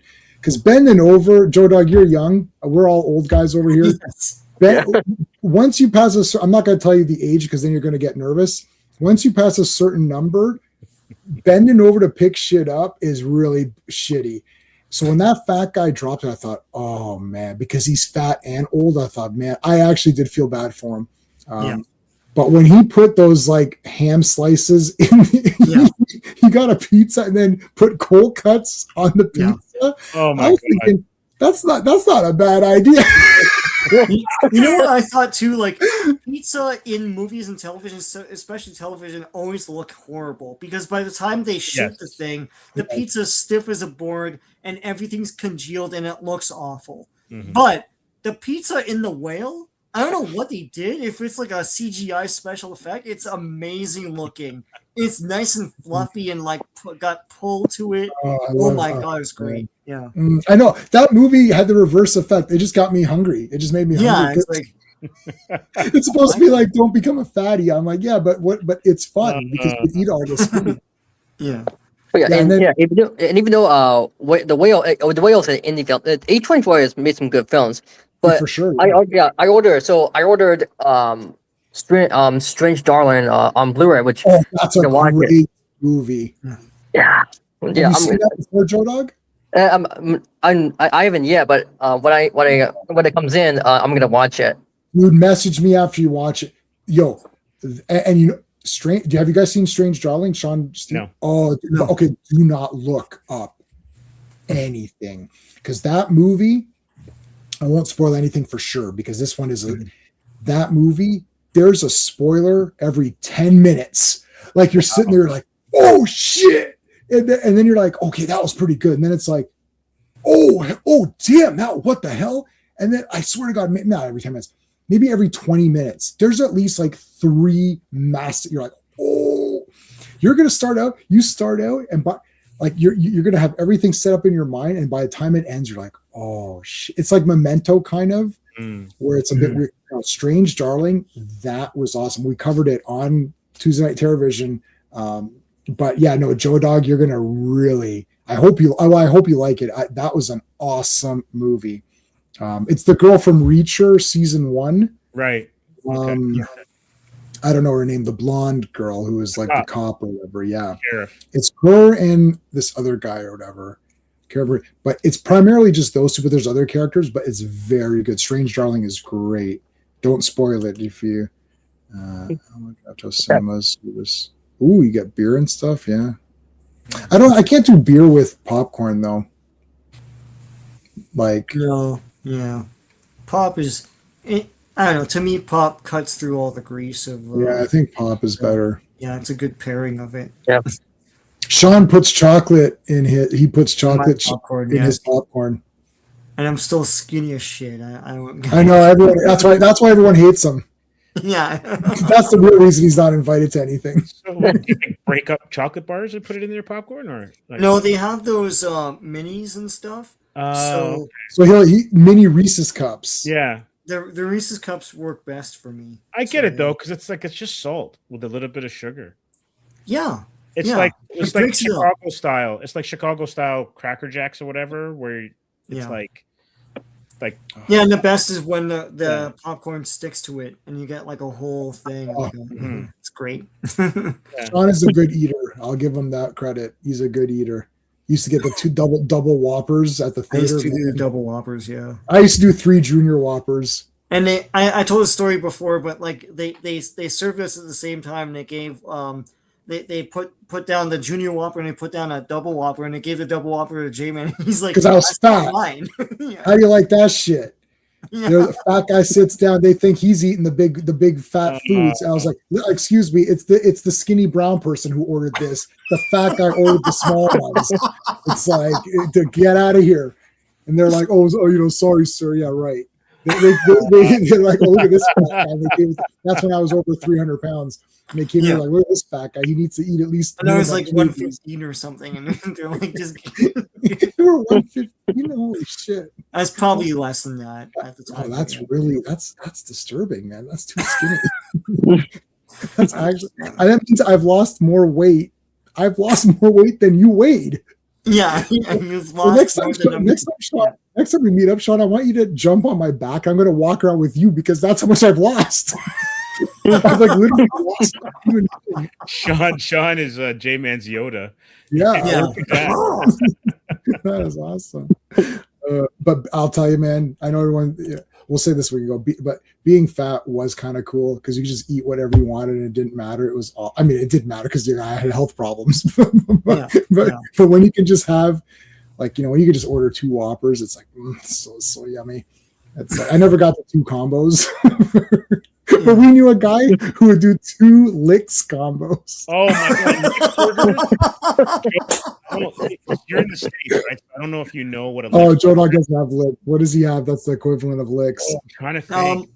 I don't know. So this is a Marvel team up, right? No. Yeah. It's a burger place. It's a burger place, and it's basically like I used to play competitive soccer, and a hamburger, and then there's like a home burger. Right? Yeah. In the States. So a home burger is what Licks would do, where it's like it's this thick patty, right? Yes. A ground beef, and it was just amazing. So to have 2 of those with fries, both fries. The sauce was killer, though. The sauce was killer. You used to be able to get that sauce in the gunk. You used to be able to get it in the supermarket. Yeah. Yes. Yeah. That's what the guy would do. That was our friend Steven's buddy who would get two licks. Yes. Yeah. Thank God I never got to that. That's brutal. But I'm so hungry right now, and I had fried egg sandwiches today, and they're so good because I made them nice. And I'm so hungry right now because of this popcorn and burgers talk. It's crazy. Before you go, it's amazing how like smash burgers are like the rage. And it's basically the opposite of what we used to get at Licks. Right, which is like the big fat thick ones. And now there's a smash burger place across the street. So across the street, that's deadly, man. That's dangerous. Deadly. Well, it's very expensive, so that deters me. I'm also very cheap.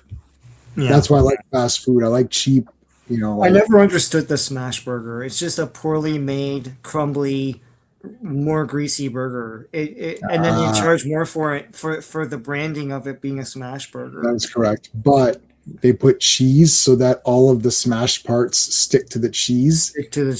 Very nice. Oh, I'm so. That's it. We're done. Go away. I'm gonna pass. I'm gonna be drinking like massive amounts of pop now to get over this. Yeah.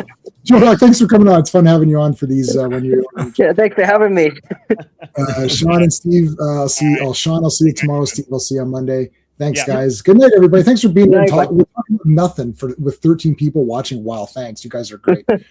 All right, guys, take it easy. Go away. Hey, friends, you've just been listening to J-Man, and he is the smartest person who ever lived. So make sure you like and subscribe.